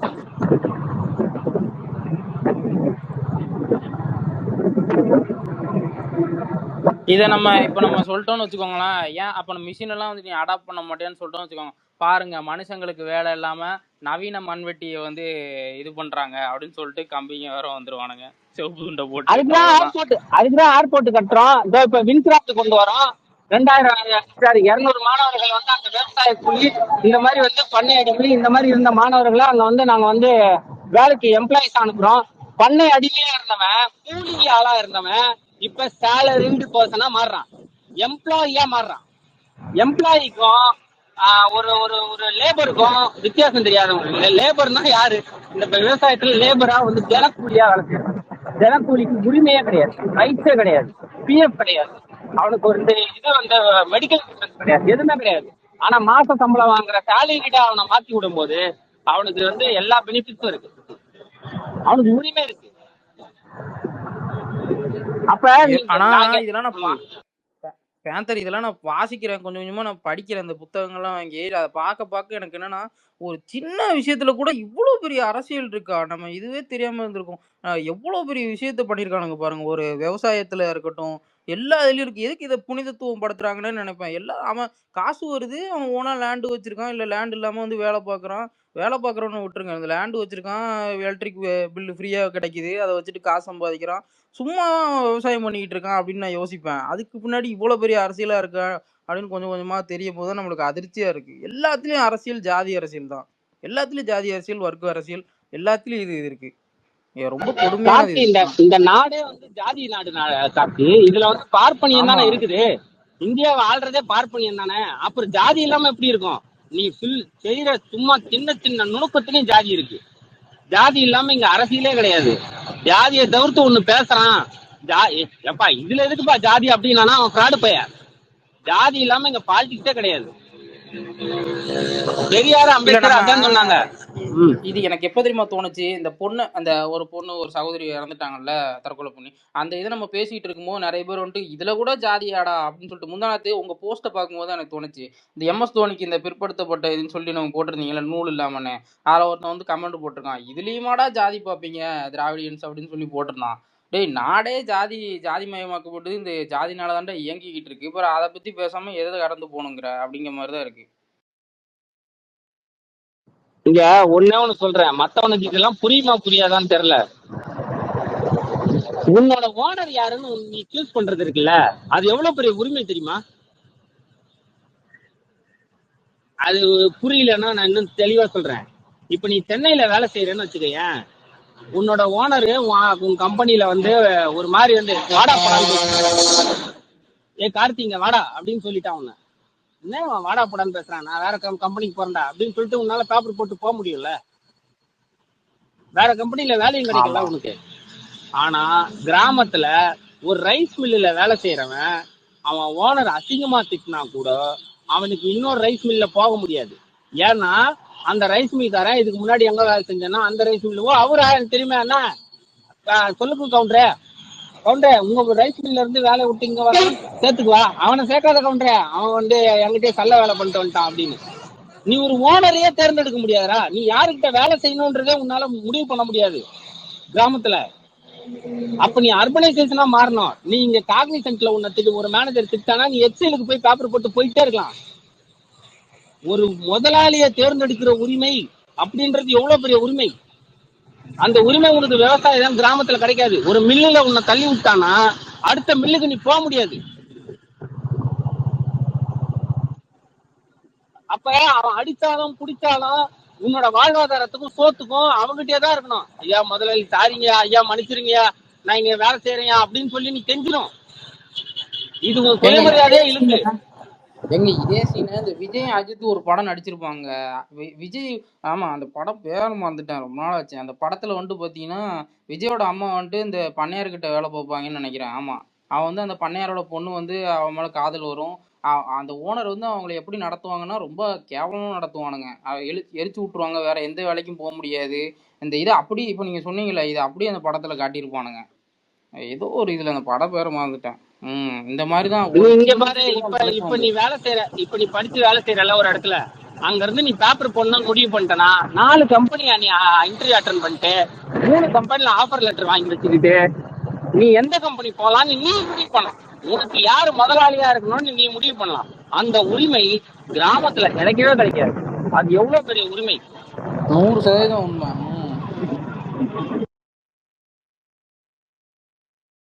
இதெல்லாம் இவங்களுக்கு புரியவே போறது கிடையாது எப்பவுமே.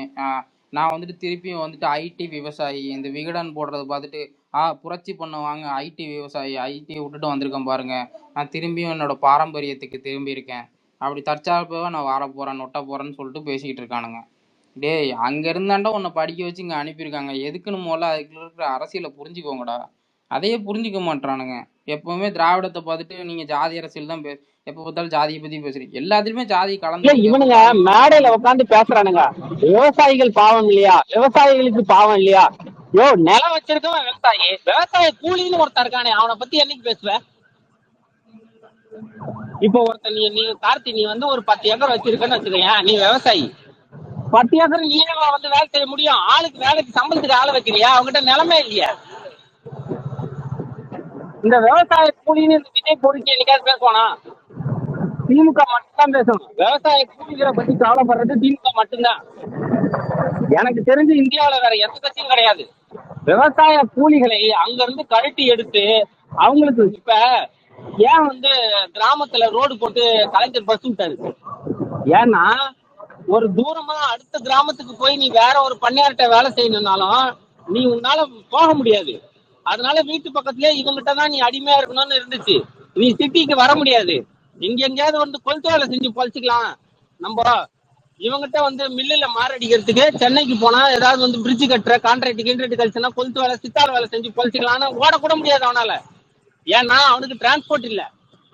அந்த டிரான்ஸ்போர்ட் இல்லாதவனுக்கு மினி பஸ்ன்னு ஒண்ணு கிராமத்துக்குள்ள விட்டு போடா, 4 ஊரை பாரு, 4 ஊர்ல நீ இவங்கிட்டயே ஏன் கை கட்டுற? வேற ஊருக்கு போ, சிட்டிக்கு போ. அந்த இடத்துல பாரு, Madurai city, Coimbatore city, Chennai city போ. அங்க ஏதாவது ஒரு வேலை இருந்தா செய்ய. எப்படி சென்னையில எல்லாம் ஹோட்டல் பெருக்குச்சு. பரோட்டா மாஸ்டர் எல்லாம் மதுரையில இருந்து எப்படி இங்க வந்தாங்க? மதுரையில போட்ட பரோட்டாக்கு காசு கம்மி, இங்க காசு, இங்க சென்னையில போட்ட பரோட்டாக்கு காசு அதிகம். அவனுக்கு வந்து போக்குவரத்து ஃப்ரீயா பண்ணதுனால தானே. இப்ப பிளாக் பந்தர் சொல்றாப்புல இல்லையா, இதை பத்தி நீங்க தெரிஞ்சுக்கணும்னா வந்துட்டு நீங்க நாவல்லாம் இந்த பெருமாள் முருகனோட இருக்கட்டும், அப்புறம் தர்மனு, இவங்க நாவல்லாம் நீங்க படிச்ச அந்த கூலமாரதி, அப்புறம் வந்து பாத்தீங்கன்னா பூக்குழி, இதெல்லாம் படிச்சீங்கன்னா எனக்கு தெரியும். நிறைய அதுல வந்து அரசியலை வந்து சொல்லியிருப்பாங்க. அந்த கிராமத்துல இருந்து எப்படி வந்துட்டு ஒரு பழங்குடியின இது வந்து இங்க இருந்து வந்து நகரத்துக்கு வந்து எப்படி வந்துட்டு அவங்க வாழ்வாதாரம் எப்படி முன்னேறுது, அவங்க பின்னாடி அந்த ஜாதி எப்படி வந்து ஒர்க் ஆகுது அப்படின்னு சொல்லியிருப்பாங்க. அதெல்லாம் நீங்க படிச்சீங்கன்னா எனக்கு தெரியும். பெருமாள் முருகன் இதை பத்தி டீட்டெயில்டா இன்னும் நிறைய எழுதியிருக்கிறாப்புல. நிறைய விஷயங்கள் இருக்கு. இந்த மாதிரி வர்க்கம் இருக்கட்டும், வர்க்க சார்ந்தவா இருக்கட்டும், இந்த ஜாதி சார்ந்தவா இருக்கட்டும், இந்த மாதிரி இந்த பண்ணையார் அரசியலுங்கிறது ரொம்ப கொடூரமானது. இது வெளியிலே போக முடியாது. அவன் வண்டியில தான் நீங்க போகணும். ஒரு படத்துல கூட காட்டுவான், என் வண்டியில தான் நீங்க போகணும்.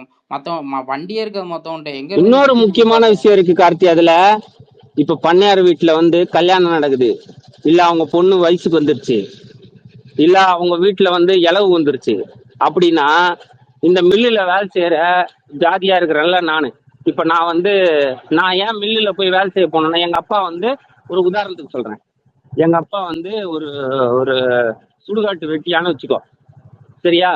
நான் வந்து சுடுகாட்டு வெட்டியா வேலை பாக்குறதுக்கு எனக்கு விருப்பம் இல்லை அப்படின்னு நான் போய் மில்லுல வேலை செஞ்சுட்டு இருக்கேன்.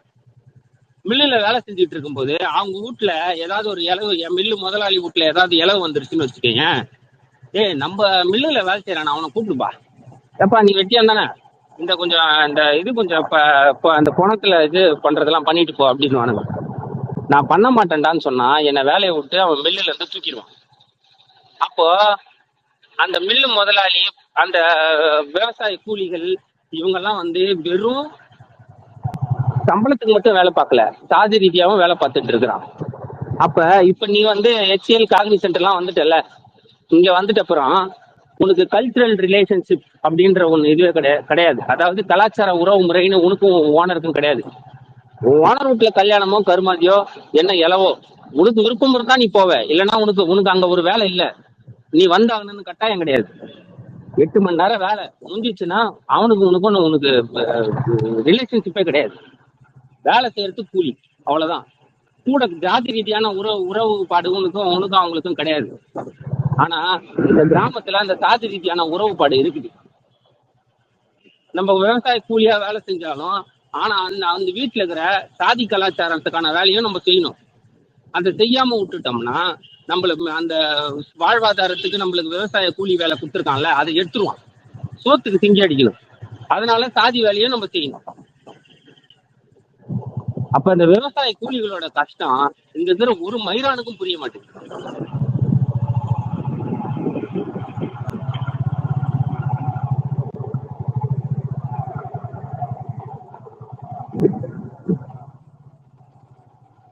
விஜய் அண்ணா வாங்க பேசுங்க. வாங்கண்ணா.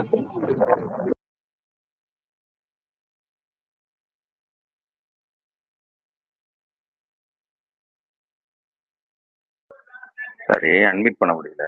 இல்ல இந்திய முதலாளி வந்து பண்ணையாரா இருக்கிறான், அதனாலதான் இந்திய முதலாளியா இல்லைங்கிறது தான் சிக்கல். நாம அதனாலதான் இந்த கிராமப்புற முறையே ஒழிக்கணுங்கிறோம். இப்போ வந்து ஏன் வந்து ஒரு கோயம்புத்தூர் மாதிரி நகரங்கள்ல வந்து இருக்கிற இந்த முதலாளிகள் வந்து இவ்வளவு வந்து சாதியத்தை வந்து தூக்கி பிடிக்கிறாங்க, அந்த சாதியத்துக்குள்ள சிக்கி துவைக்கிறாங்கன்னா அவனுங்கெல்லாம் வந்து அப்படியே அந்த பண்ணையார் மனநிலையில் இருந்துகிட்டு அப்படியே ஒரு முதலாளியா மாறிட்டானுங்க. அவனுங்களுக்கும் இங்க இருக்கிற முதலாளியினுடைய இதுவும் அவனுங்களுக்கு தெரியல. அவனுக்கு இன்னும் பண்ணையாராக பார்த்தாங்க. நாம நினைக்கிறது வந்து என்னன்னா, இங்க வந்து ஒரு நம்ம இந்த பண்ணையாருக்கு பண்ணையடியுமே வேலை செய்யறது நமக்கு விருப்பம் கிடையாது. நான் ஒரு தொழிலாளியா உழைக்கும் வர்க்கமா நான் வந்து சுயமரியாதையோட வாழணும்னு தான் நினைக்கிறேன். நான் பண்ணை அடிமையா வாழணும்னு எனக்கு என்ன தலையெழுத்து? நான் ஏன் அப்படி பண்ணை அடிமையா இருக்கணும்? அதனாலதான் நான் வந்து கார்பரேட்டை வரவேற்கிறேன். கார்பரேட் சுரண்டான்னா அவன் என்ன சுரண்டிக்க நான் சொல்றேன்.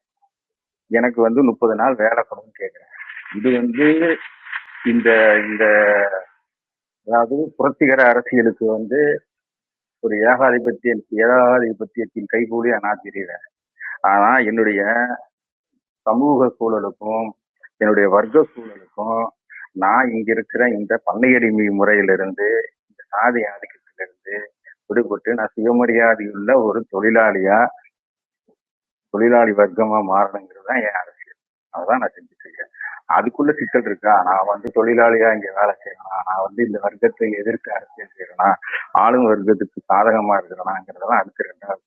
எனக்குள்ள இருக்கிறது வந்து சுயமரியாதை சிந்தனை தான். ஆனா இவனுங்களை மாதிரி நடிச்சுக்கிட்டே என்னால வாழ முடியாது.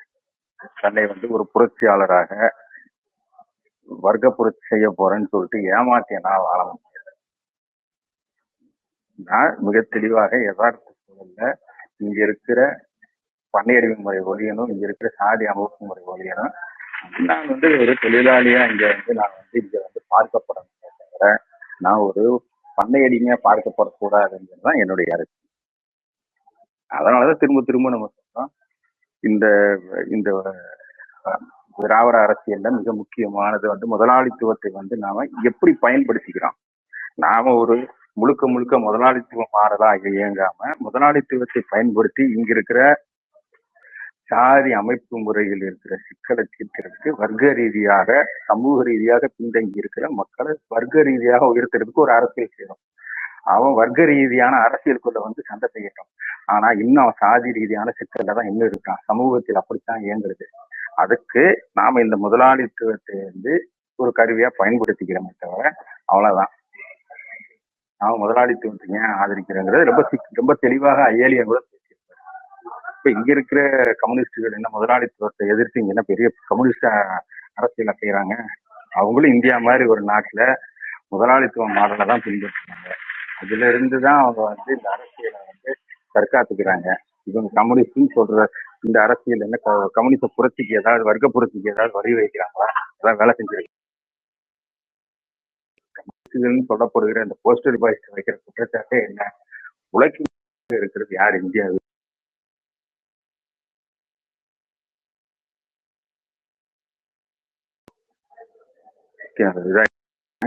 பேசுங்கண்ணா பக்கா அதுன்னு நினைக்கிறேன். லைட்டா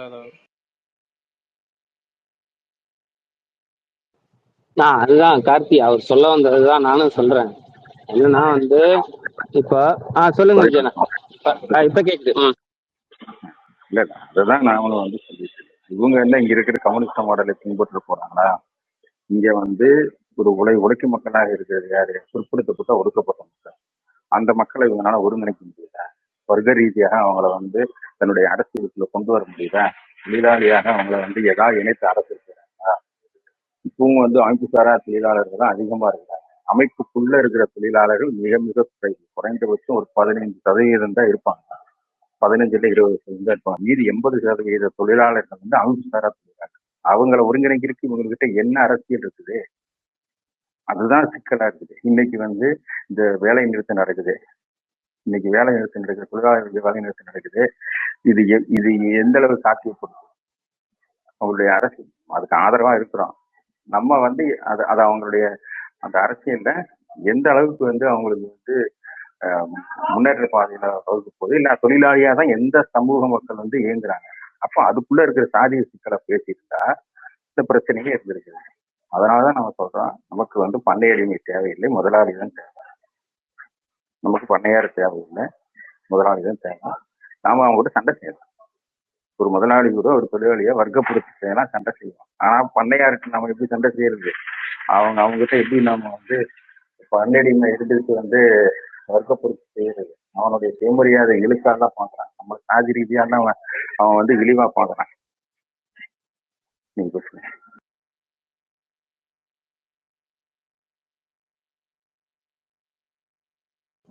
அதான் இல்ல கார்த்தி விஜயனா சொன்னார்ல, அது மாதிரிதான் நம்ம என்னன்னா நம்ம வந்து இந்த விவசாயத்தை குளோரிஃபை பண்றாங்களா? பண்றவன் பண்ணட்டும், அவன்கிட்ட ஒரு கேள்விதான் கேட்கணும். இப்ப இந்த விவசாய கூலிகளுக்கு சுயமரியாதைன்னு ஒண்ணு இருக்கா இல்லையா? இருக்குல்ல. இப்ப என்னோட தாத்தா வந்து பண்ணை அடிமையா இருந்தாரு, என்னோட அப்பா வந்து விவசாய கூலியா இருந்தாரு. அது மாற்றம், அந்த அடிமைத்தனம் ஒழியுது இல்லையா? அந்த சட்டக்கட்டெல்லாம் போட்ட அப்புறம் எங்க அப்பா வந்து அடிமையா இருக்க முடியாது, கூலி அதுக்கு தேவையான காசை கொடுத்துருவாங்கன்னு வச்சுக்க. அப்படி இருந்தாரு. இருந்தாலும் எங்க தாத்தா இருக்காருல்ல, 70 வயசு 80 வயசு கூலிக்காரரா இருக்கும்போது ஏதாவது வேலைக்கு வந்து 70-80 வயசுக்காரர எப்படி தெரியுமா கூடுவாங்க கார்த்தி? எங்க தாத்தா பேர் வந்து கண்ணன் சொல்லி தான் கூடுவாங்க. 30 வயசு ஆளு வந்து கண்ணா வா, இந்த மாதிரி வேலை இருக்குது, இந்த இது இருக்குது அப்படின்னு சொல்லிதான் கூப்பிட்டு போவாங்க. ஆனா 70 வயசு 80 வயசு இருக்கிற எங்க தாத்தாவோட பேரை வந்து சொல்லி 30 வயசு சின்ன பையன் கூப்பிடுறான். 30 வயசு 20 வயசு 15 வயசு பையன் வந்து பேரை சொல்லி கூப்பிடுறான். இப்ப நான் வந்து ஒரு பட்டதாரியா வந்து ஒரு கார்பரேட்ல வேலை செய்யறேன். எனக்கு வந்து வீட்டுல கொரியர் வந்தா சார் இருக்காரா அப்படின்னு கேக்குறாங்க. அதாவது என்னோட வயசுல பெரியவரா இருக்கிறவரு என்ன சார்ன்றாரு. இதுதான் மாற்றம், புரியுதா? இது எங்க ஜாதி எங்க இருந்து எங்க மாறுறான். கரெக்ட். இதை நான் அனுபவிச்சிருக்கேன். எங்க ஊர்ல ரொம்ப ஜாதி வரி பிடிச்ச ஊர் தானே தென் மாவட்டங்கள்லாம். இந்த ஊர்ல வந்துட்டு பாத்தீங்கன்னா எங்க அப்பா இது பண்ணுவாரு, 2 சமூகம்னு வச்சுக்கோங்க, 2 சமூகத்தை சேர்ந்தவன். ஆனா எங்க அப்பா வந்துட்டு வேற இதுல வருவாருன்னு வச்சுக்கோங்க.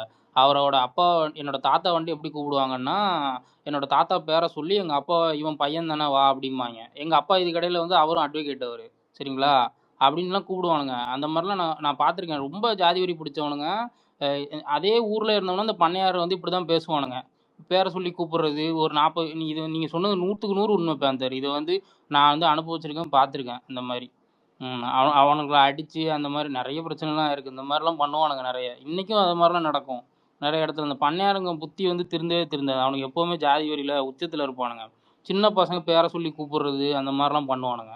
இப்போ நம்ம படிச்சு இதானதுனால தான் இந்த இதெல்லாம் மாறி இருக்கு. இல்லைன்னா இது அப்படிதான் தொடரும். இப்படிதான் கூப்பிட்டுட்டு இது பண்ணிட்டு இருப்பானுங்க. ஆமா, இப்ப வந்து என்ன வந்து யாரும் வந்து என்ன வந்து இன்னாரு அம்மாவா அப்படின்னு சொல்றது இல்ல.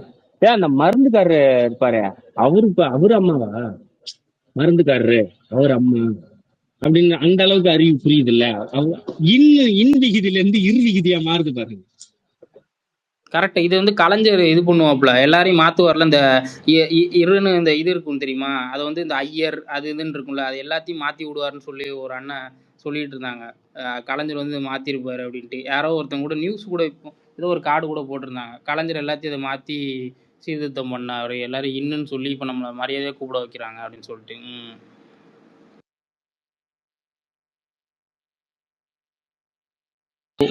இப்ப என்ன வந்து எங்க ஏரியால இருக்கிற பெரியவங்க கூட வந்து வாடா போடான்னு சொல்ல மாட்டாங்க.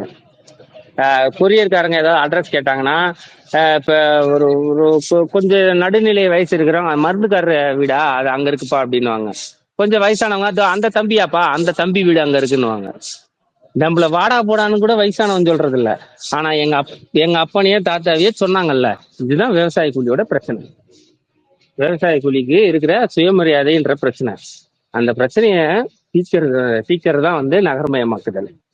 இவனுங்க சும்மா வந்து பறந்தூரும் மண்ணாங்கட்டி விவசாயத்தை காப்பாத்துறேன் மயிரை காப்பாத்துறேன்னு உட்காந்து நம்மளுக்கு பாடமோசர் எடுக்கிறானுங்க. இந்தியா எவ்வளோ இந்த மேப்பை பார்த்துட்டு தாங்க இவனுக்கு தப்பு பண்ணுறானுங்க. மேப்பில் வந்து இந்த உலகம் ஆப்பிரிக்காவை சின்னதாகவும் ரஷ்யாவை பெருசாகவும் போட்டு வச்சிருக்கு ஒரு அரசியல் பண்ணுறானுங்கல்ல. அது மாதிரி இந்தியாவை எவ்வளோ சின்னதாக போட்டுருங்க. இதை பார்த்துக்கிட்டு நம்ம நாடே சின்ன நாடு, விவசாயமே கம்மியாக தான் இருக்குது, நீங்கள் இருக்கிற எல்லா இடத்தையும் எடுத்துட்டீங்கன்னா அப்படின்னு சொல்லிட்டு லூசுத்தனமாக பேசிகிட்டு இருக்கு. இந்தியா அமெரிக்காவில் பாதி சைஸ்டா அந்த காண்டினென்ட்டில் மேப்பில் அப்படி போட்டு அது ஒரு அரசியல். எல்லாத்துக்கு முன்னாடி ஒரு அரசியல் இருக்குது. அதனால் நம்மள்ட்ட ஏகப்பட்ட லேண்ட் இருக்குது அக்ரிகல்ச்சருக்கு. அதில் மக்கள் வந்து அது வந்து ஒரு ஒரு மக்கள்கிட்ட மட்டும்தான் அந்த லேண்டு மொத்தமாக இருக்குது, குமிஞ்சு கிடக்கு.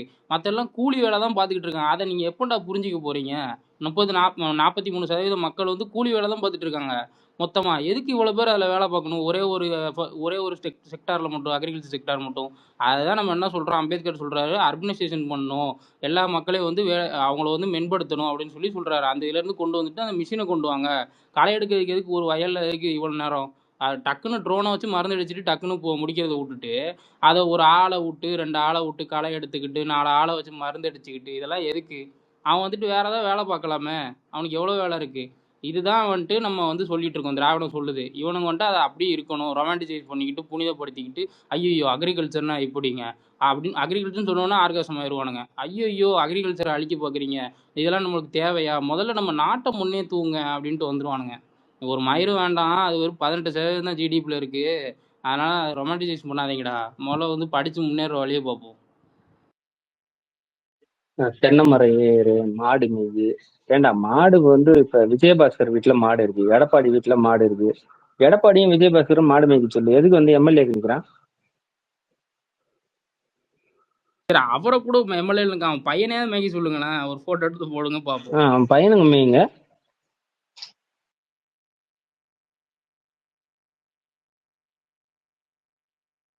இவனுங்க பசங்க இன்டர்நேஷ்னல் ஸ்கூலில் படிக்கணும். அதாவது பார்த்தீங்கன்னா வெளியுறவுத்துறை அந்த இதில் இருக்கிறவங்கன்னு பார்த்தீங்கன்னா எல்லா இதுலேயும் உள்ள தூதரகத்தில் வேலை பார்க்குற பசங்க கூட வந்துட்டு பழகணும், சுற்றணும், பார்ட்டி என்ஜாய் பண்ணணும். அதெல்லாம் பண்ணட்டும், தப்பு இல்லை. ஆனால் நீங்கள் மட்டும் அப்படி இருக்கணும், மற்றவங்கெல்லாம் மட்டும் பணம் ஏறணும், கல் இறக்கணும், ஆடு மாடு மேய்க்கணும். ஹெலிகாப்டர் வச்சு ஆடு மாடு மேய். இப்போ என்ன மைத்துக்கு அவன் ஹெலிகாப்டர் கண்டுபிடிச்சான்னு நான் கேட்குறேன். ஹெலிகாப்டர் வச்சு மாடு மாடு தம்பிகளே. விஜய் பையன் டைரக்டர் ஆகணும், நம்ம விவசாயம் பார்க்கணும். அதுதான். இவனுக்கு பிரைவேட் ஜெட்டில் போகணும், நம்மலாம் வந்து நிறைய ஏரோப்ளேன் வரணும், நிறைய பேருக்கு யூஸ் பண்ண ஆரம்பிச்சதுக்கப்புறம் தான் கொஞ்சமாக காஸ்ட்டு கம்மியாகும். முட்டாள்தனமாக உட்காந்துட்டு இன்னும் எல்லா மக்களும் யூஸ் பண்ணுறதை வச்சுக்கிட்டு நீ மட்டும் பிரைவேட் ஜெட்டில் போவ, நாங்களாம் போகக்கூடாது. உட்காருங்க முகமது அலி, உங்க அண்ணன் வந்து விஜய், சங்கீதா, ஜெய்சன் சஞ்சய், எஸ்ஐ சந்திரசேகர் எல்லாம் 4 பேர் சேர்ந்து ஏறு ஊட்ட சொல்லு. அவங்க எல்லாம் போய் களப்பறிக்க சொல்லு.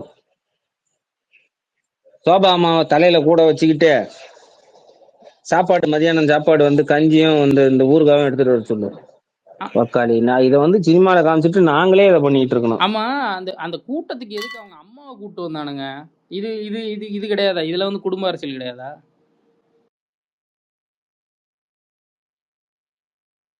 சொல்லுங்க சபா, பேசுங்க, உள்நாட்டிக்கு பேசுங்க.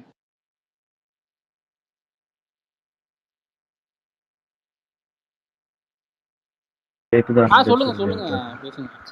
ஏதோ யாதும் அறியான்னு ஏதோ ட்ரெய்லரும், படத்தோட ட்ரெய்லரும். அதுல வந்து 1 நவம்பர் 2026 தமிழ்நாட்டில் இலவசங்கள் இனி கிடையாது என்று முதல்வர் விஜய் அறிவித்தார் அப்படின்னு போட்டிருக்காங்க. எனக்கு புரியல என்னன்னு. யார் அந்த படத்துக்கு டைரக்டர் ப்ரொடியூசர்னு தெரியல. ஒரு நிமிஷம் இன்னொன்னு ஒரு எக்ஸ்பிளனேஷன் கொடுக்க வேண்டியது இருக்கு. அண்ணா வந்து பரந்தூருக்கு வந்தா நீங்களாம் காலிடா அப்படின்லாம் பேசிட்டு இருக்கீங்க. சார், இது தலைமைச் செயலகத்துக்கு வந்தா நீங்களாம் காலிடான்னு பேசிக்கிட்டு இருக்கீங்க. We honorably welcome you. அதாவது சிவப்பு கம்பளம் விரிச்சு நாங்கள் வரவேற்கிறோம். நீங்கள் வாங்க. வந்துட்டு அண்ணாமலை மாதிரி தயவு செய்து ஆட்டோ பிடிச்சி ஓடாமல் இருந்தால் சரி. தயவு செய்து அதை பண்ணிட்டு செய்யுங்க. பண்ணுங்க. நீங்கள் ப்ரெஷர் பண்ண பண்ண கவர்மெண்ட் என்ன பண்ணுன்னா அந்த லேண்ட் அக்விசிஷன் வந்து ப்ராப்பராக மக்கள்கிட்ட போய் கொடுக்கும். சீக்கிரமாக வேலை நடக்கும். நன்றி. இது வேலையை சீக்கிரமாக முடிச்சு கொடுக்கு. யாராவது இது மாதிரி பண்ணுவாங்களா, ஹெல்ப் பண்ணுவாங்களான்னு பார்த்தோம். அதாவது திமுகவுக்கு ஒரு பி டீமாக நீங்கள் சூப்பராக ஒர்க் பண்ணுறீங்க. நன்றி. இருங்கடா, பட்டாப்பட்டி போட்டு வந்து எல்லாரையும் காலி பண்றேன். இருங்கடா, வாரட்டாடே தலைமைச் செயலகத்துக்கு வரேன். சூப்பரா இருக்குங்க. இப்போ சபா சொன்ன மாதிரி தான். வாங்க வாங்க, ப்ரெஷர் பண்ணி டக்குன்னு இப்போ லேண்டை பூரா முடிச்சுட்டாங்க. எல்லாத்தையும் வாங்கிடுவாங்க கவர்மெண்ட். அவ்வளோதான். போ ஆக்சுவலி அவங்க ஐயா பிளானே இன்னும் இப்போ கிடையாது. 2020 ஐயா இன்னும் ஒண்ணு சரி, இல்ல, 1 இன்னும் ஒண்ணே இயருக்கு ஒண்ணு. அப்புறம் ஸ்டார்ட் பண்ணலாம்னு இருந்திருப்பாங்க நெக்ஸ்ட் பட்ஜெட்ல. ஓகே, இதுலயே முடிச்சிருவோம். ஏன்னா கிட்டத்தட்ட ஆல்ரெடி 2000 ஏக்கர் கேளுசப்பா, கவர்மெண்ட் கிட்ட இருக்கு. நம்மளை குறை சொல்றதுக்கு வந்து ம். பிஜேபி காரன் கூட வரலான்னு பார்த்துருப்பான். இல்ல, லேண்ட் அக்விசிஷன் ப்ராபப்ளி வந்து நம்ம சீக்கிரம் முடிச்சிட்டோம். இல்ல, இப்போ ஸ்டார்டிங் தான். இதுக்கப்புறம் வீக்லி ட்வைஸ் a வீக் வந்து நடந்துகிட்டே இருக்கும். அது சீக்கிரமா பரந்தூருக்கு போக சொல்லுங்க, இன்னும் வேகமா நடக்கும். அப்புறம் வந்து அந்த 3 கிராமம் தானே பிரச்சனை. அது வந்து பார்ப்பாங்க. கவர்மெண்ட் வந்து மக்களை காம்பன்சேட் பண்ணுவாங்க. அந்த மக்கள் போட்ட தீர்மானத்தை உடச்சி திருப்பியும் அதையும் வாங்குவாங்க. அப்போ உங்க மூஞ்சி எங்க வச்சுப்பீங்கன்னு நாங்கள் பார்க்க தான் போறோம். அதே மாதிரி 2029லயோ 30லயோ பிரைவேட் ஜெட்ல வந்து ஒருத்தர் அங்க இறங்க தான் போறாரு. அதையும் நம்ம பார்க்க தான் போறோம். அதெல்லாம் நம்ம வந்து பார்க்காம இருக்க போறோம். ஏன்னா நம்ம இங்கதான் இருக்க போறோம். சபா, உண்மையே சொல்லுங்க. நீங்க திமுக காரங்க எல்லாரும் சேர்ந்து தானே விஜய் இறக்கி விட்டுருக்கீங்க. கரெக்டா வேலை பார்க்கறாரு உங்களுக்காண்டி. ஏங்க, அவர் கொடுத்த செயல் திட்டத்தை சரியா பண்ணிட்டு இருக்காரு. விடுங்க ஜாலியா. அதெல்லாம் கிடையாது. நம்ம தளபதியார் சிஎம் அவர் மீட்டிங் போடுறப்ப விஜய் அண்ணா சர்க்கார் படத்துல எப்படி பைக்ல தற்கூரிகளை கூட்டிட்டு அந்த கூட்டத்துக்கு போனாரோ அதே மாதிரி நாங்க வருவோம். சொல்கிறார் துரோகமாய் போகிறோம்னு பாட்டு போட்டே வருவாரு. பிஜிஎம் யார் போடுவா ப்ரோ?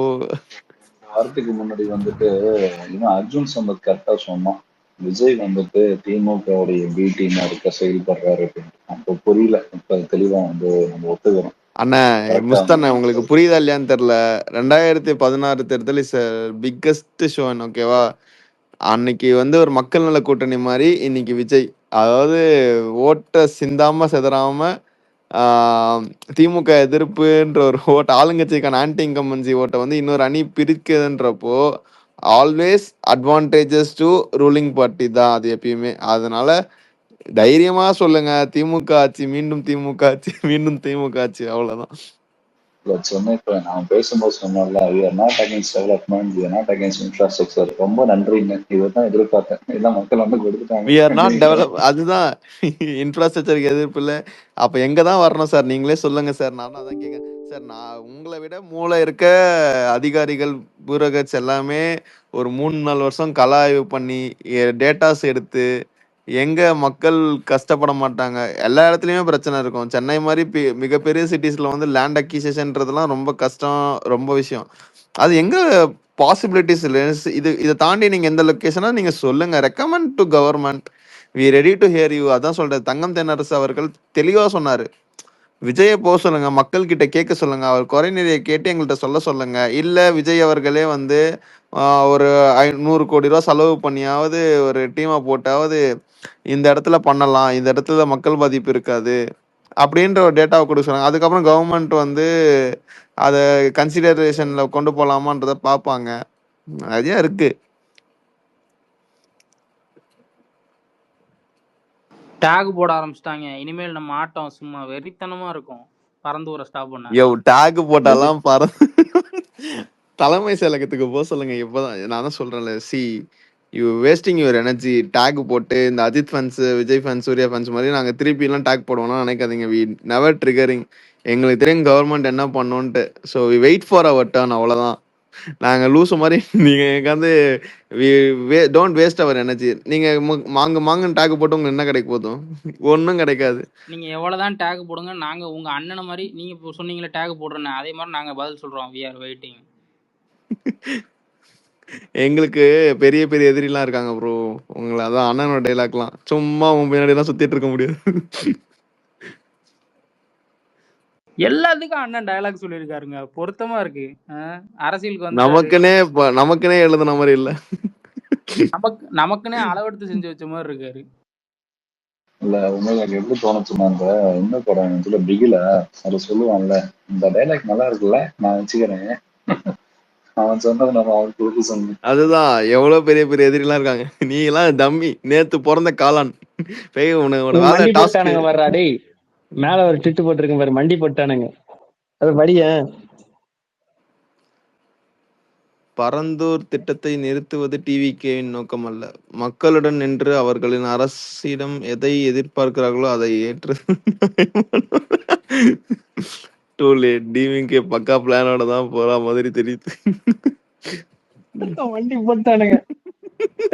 ஏங்க நான் தான் சொல்றேன் இல்லைங்க, இது சீமானே அமைதியா ஆயிட்டப்போ இந்த கோமாளி இதை எவன் இதை எடுத்து கொடுத்த, எந்த ஸ்ட்ராட்டஜிஸ்ட், அந்த 3 ஸ்ட்ராட்டஜிஸ்ட்ல எந்த ஸ்ட்ராட்டஜிஸ்ட் எடுத்து கொடுத்தான்னு தெரியல. ஒர்க் அவுட் ஆகாத ஸ்ட்ராட்டஜிஸ்டா இருக்காங்க. அதாவது அங்க இருக்க ஸ்ட்ராட்டஜிஸ்ட்லாம்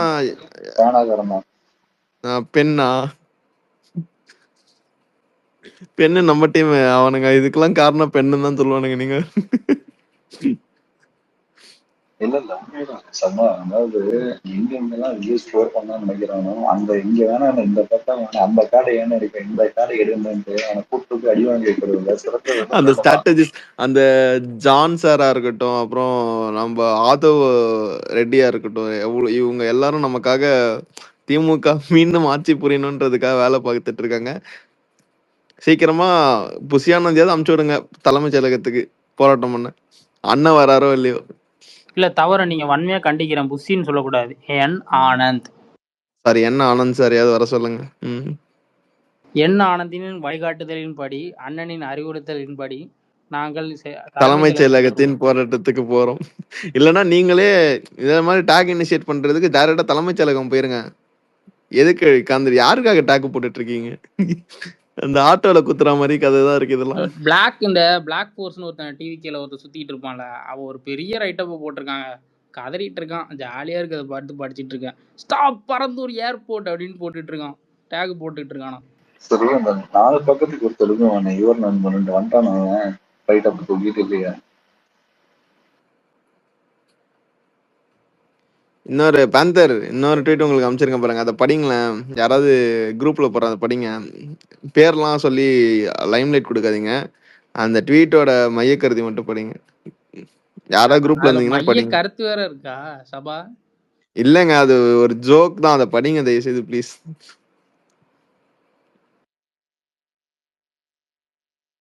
யாருக்கா வந்தா படிங்க. குரூப்ல அமைச்சிருக்கேன், உடன்பிறப்பை குரூப்ல அமைச்சிருக்கேன்.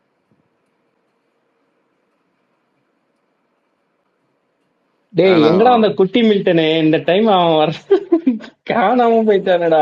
பாந்தர் குரூப்ல ட்வீட் போட்டிருக்கேன், அதை மட்டும் படிங்க பாந்தர். நான் ஒரு ஒர்க்ல இருக்கேன், நானே படிச்சிருவேன். பரந்தூர் ஏர்போர்ட் நிலையத்திற்கு எதிர்ப்பு தெரிவித்திருந்தார் விஜய். ஆனால் இப்பொழுது அந்த கிராம மக்கள் அரசு தரும் மாற்று இடத்திற்கான பணத்தையும் வாங்கி கொண்டு ஒப்புதல் அளித்து வருவதாக அறிகிற செய்திகள் வைத்து கிண்டல் செய்து கொண்டிருக்கும் திமுகவினருக்கு இந்த பதில்.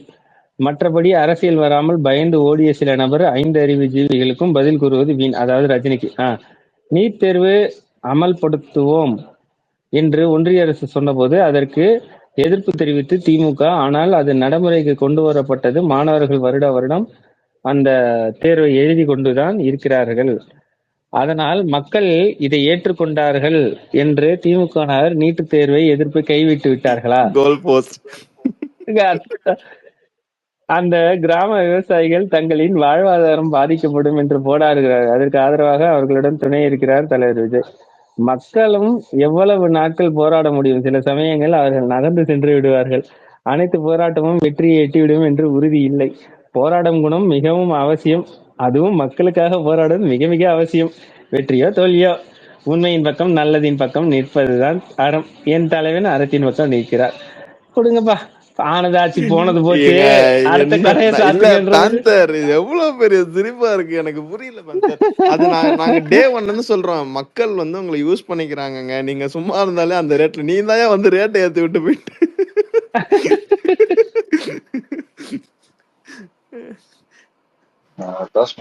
ரியல் எஸ்டேட் நாளைக்கு பார்க்க அதுதான் ரியல் எஸ்டேட் வேலையை நல்லா, ஐ மீன் அதை சொல்லக்கூடாது, அதை சொன்னா கோச்சுப்பாங்க. ரியல் எஸ்டேட்ல ஒரு டேர்ம் இருக்கும், அந்த வேலையை அண்ணன் பார்த்து கொடுத்துட்டு போயிட்டார்.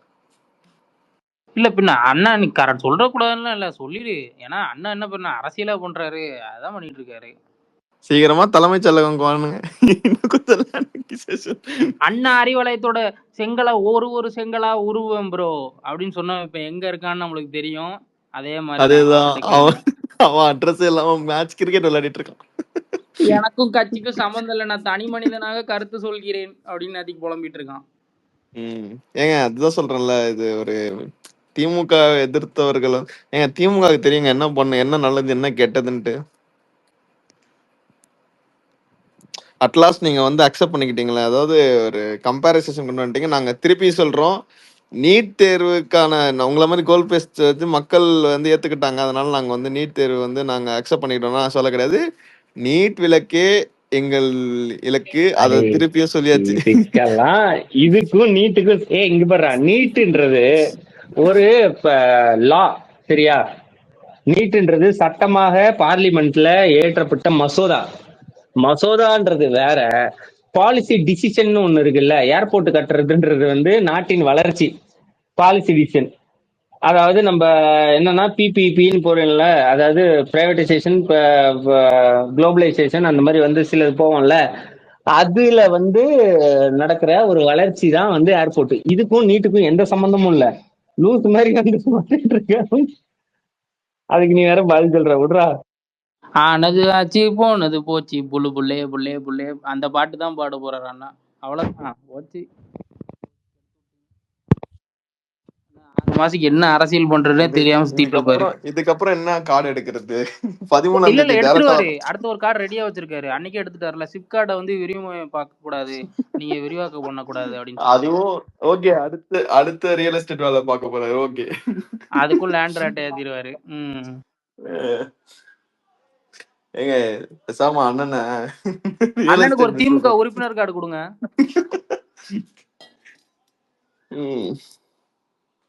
என்ன சொல்றது தெரியல. விஜய் அண்ணா வந்து அரசியல் இன்னும் கத்துக்கணும். உங்களை விட இங்க களத்துல இருக்கவங்க எல்லாம் ஃபாஸ்டா திருத்தம் இன்னும் கத்துக்கணும் இல்ல, அரசியலும் முழுசா கத்துக்கணும். தெளிவா சொல்லுங்க. ஏன்னா ஒரு கத்துக்கவே ஆரம்பிக்கல, நீங்க பாட்டுக்கு வந்து இன்னும் கத்துக்கணும். அவர் என்ன கத்துட்டு இருந்துக்காரு வரைக்கும் இல்ல அண்ணே, நீங்க வந்து எங்களுக்கு சாதகமா முடிச்சிட்டு கொடுத்து போனதுக்கு நன்றி, பாராட்டுக்குலா அப்படின்னு திமுக வந்து விஜய்க்கு பாராட்டுக்குலா நடத்த. இல்ல நான் அரசுக்கு ஒரு கோரிக்கை வைக்கும் பந்தர். அதாவது ஏதாவது ஒரு இது இருக்கும்ல, ஒரு டெர்மினல் வந்து விஜய் அவர்களோட பேர்ல ஆரம்பிக்கணும்னு நான் அரசுக்கு கோரிக்கை வைக்கிறேன். அந்த மாதிரி சக்சஸ்ஃபுல்லா இதை லேண்ட் அக்விசிஷன் சென்ட்ரல் கவர்மெண்ட்டுக்கு ஒரு பெட்டிஷன் போடுங்க திமுக சார்பா. அறிக்கை வருமா தெரியலங்க. இல்ல இப்ப நம்ம வந்து இந்த விஜய்ல இது நம்ம பீச்ல வந்து கொஞ்சம் இப்ப அத வந்து ஒரு இதுவா மாத்துறோம்ல, சுற்றுலா தலமா மாத்துறதுக்காக ஒரு கிரீன் இது வந்து கொண்டு வரோம்ல. ஆமா, அங்க வந்து விஜய் ரசிகர்களுக்காக ஒரு கட் அவுட் வைப்போம். இலவசமா வந்து விஜய் ரசிகர்கள் விஜய் அந்த கட் அவுட் பக்கத்துல இருந்து போட்டோ எடுத்துட்டு போலாம்.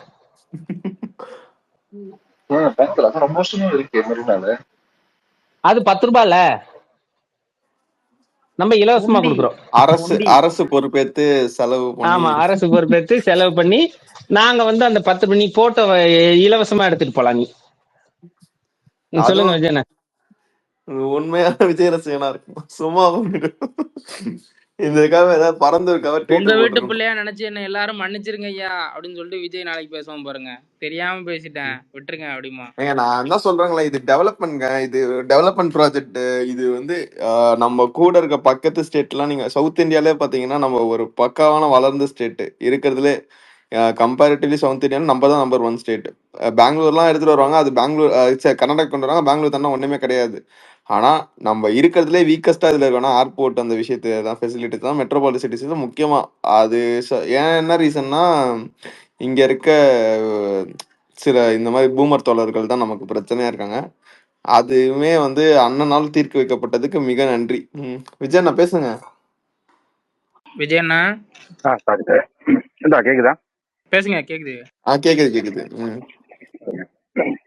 இல்ல இந்த மாதிரி தமிழ்நாடு உள்கட்டமைப்பு இருக்கு இல்லையா, அதை வந்து விரிவுபடுத்துறதுக்கு தமிழ்நாடு வந்து எப்பயுமே வந்து பெரிய மெனக்கடலோ இல்ல பெரிய அழுத்தமோ இல்ல வந்து பெரிய பிரச்சனைகளே சந்திச்சது கிடையாது.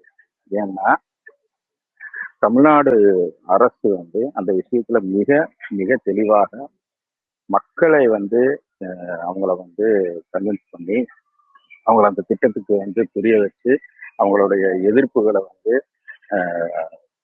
சாந்தப்படுத்தி அவர்களுக்கிட்டே இருந்து வந்து அந்த திட்டத்துக்கான ஆதரவை பெற்று தான் இது நாள் வரைக்கும் நடந்திருக்குது. நீங்க பல்வேறு திட்டங்கள் அப்படிதான் நடந்திருக்கு.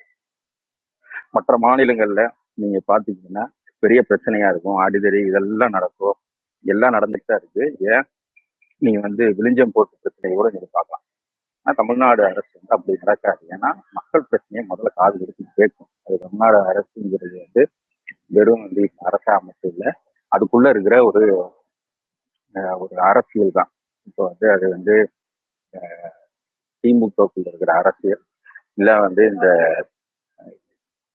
திமுக அல்லாத கட்சியான அதிமுக வந்து அப்படி ஒரு செயல் செய்தாலும் கூட அவங்கள வந்து பெரிய அழுத்தமோ இல்லை பெரிய ப்ரெஷரோ வந்து மக்கள்கிட்ட போட விட மாட்டோம். அப்படித்தான் நடந்திருக்குது. அது ரொம்ப இலகுவாக வந்து அப்படித்தான் எல்லா விஷயங்களும் நடந்திருக்குது. 1-2 கிடையாது.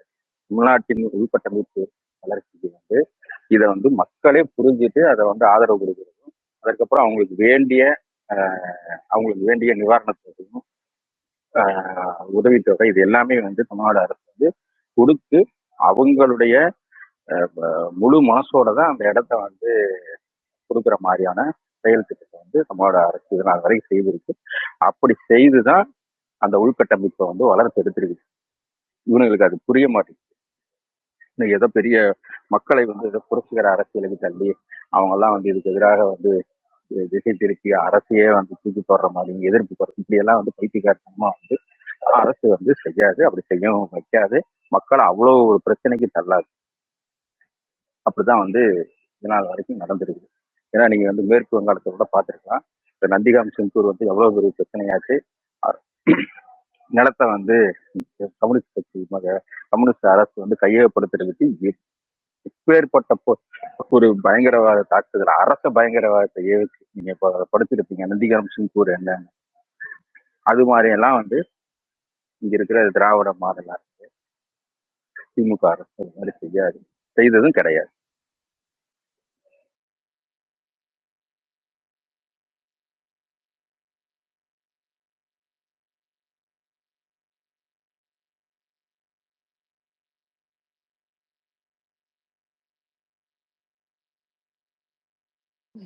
ஓகே பேந்தர், இது இந்த ஸ்பேஸ்ல அனௌன்ஸ் பண்ணலாம். இன்னைக்கு ஒரு ரெக்கார்டிங் செஷன் போடலாம் பேந்தர், இன்னைக்கு பரந்தூர் பத்தி. ஓகே, நீங்க எப்பயோ கூட போடலனாலும் அப்படியே தானே சார். நான் இப்ப இவன் கார்த்திக்கும் நான் வந்து டாபிக் அமிச்சேன். டாபிக் வந்து பரந்தூர் விமான நிலையம் மாத்திடலான்னு. ரெக்கார்டிங்கா நான் ரெக்கார்டிங்கா அப்படியே போட்டு விட்டு நம்ம பேச ரெக்கார்டிங் பண்ணிக்கலாம். ரெக்கார்டிங் தான் ஆக்சுவலி நேற்று நிறைய இவர்லாம் நிறைய டேட்டா சொன்னாரு. நம்ம அதெல்லாம் மிஸ் பண்றோம், நிறைய ரெக்கார்ட் பண்ண வேண்டியதா இருக்கு. எப்ப வேணா நான் நேத்தே ஆனா நந்தினி சிஸ்டர் வந்து எடுத்து போட்டுருந்தாங்க அது. ஆமா சூப்பரா. இப்ப நீ என்ன பண்ற, நீ இப்ப ரெக்கார்டிங் ஸ்பேஸ்ல மத்த ஆட்கள் வரணும்னா நீ போட்டாதான் வருவாங்க. சரி, நான் அப்ப எத்தனை மணிக்குன்னு சொல்லுங்க, நான் ஷெட்யூல் பண்றேன் மீட். வேணா இப்ப கூட ஓகே. இப்ப ஏன்னா இப்ப எங்களை வந்து என்னவா பாக்குறான்னா திமுக காரனா பாக்குறான், உன்ன அஜித் ரசிகரா பாக்குறான். ஐயா ஐயா தாக்குதல் அதனால ஏடு. உன்னை அடிக்கிறதுக்குன்னு இல்ல, உன்னை அடிக்கிறதுக்கு வரானுங்கடா உண்மையாவே. உங்ககிட்ட இப்ப ரேவந்த் எல்லாம் உனக்கு ஒரு நல்ல நட்புறவுல இருக்க வருவான். இல்ல எங்கிட்ட எல்லாம் ஜெனரல் அப்படி இல்ல. டிஸ்கஷன் தான் அது. இல்ல வந்து யார் வராங்களோ இல்ல வரட்டும், வெல்கம் டு. இல்ல அதை தாண்டி இப்ப இது உன்னை திமுக காரனை வேற பாக்குறானுங்க, எங்களை திமுக காரனை கூட பார்க்க மாட்டானுங்க.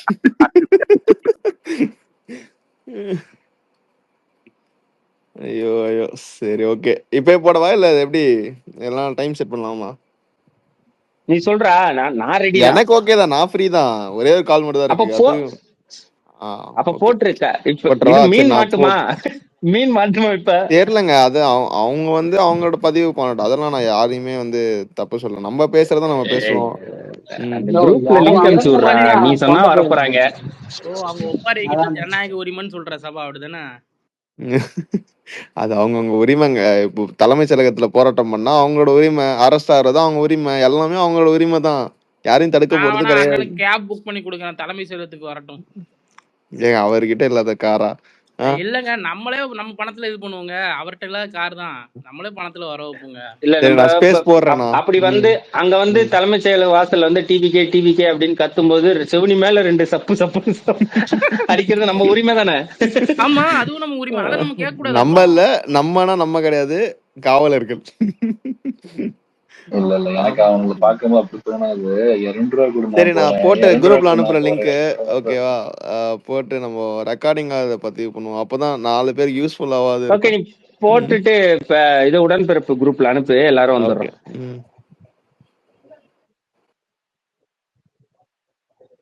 நீங்க தலைப்பு என்ன போட போயிட்டானா? தலைப்பு அங்க போய் விஜயனா, பாத்துக்கலாம். தலைப்பு என்ன போடலாம்? விஜயனா தலைப்பு ஒண்ணு சொல்லுங்க, நல்ல தலைப்பா சொல்லுங்க.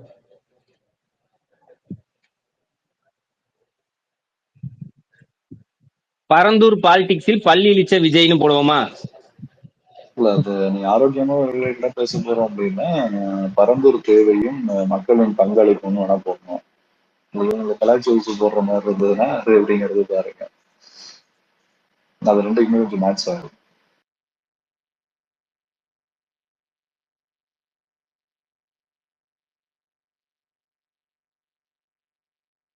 அப்ப இப்படி போடலாம், பரந்தூர் மக்களின் பாதுகாப்பை உறுதிப்படுத்திய திமுக.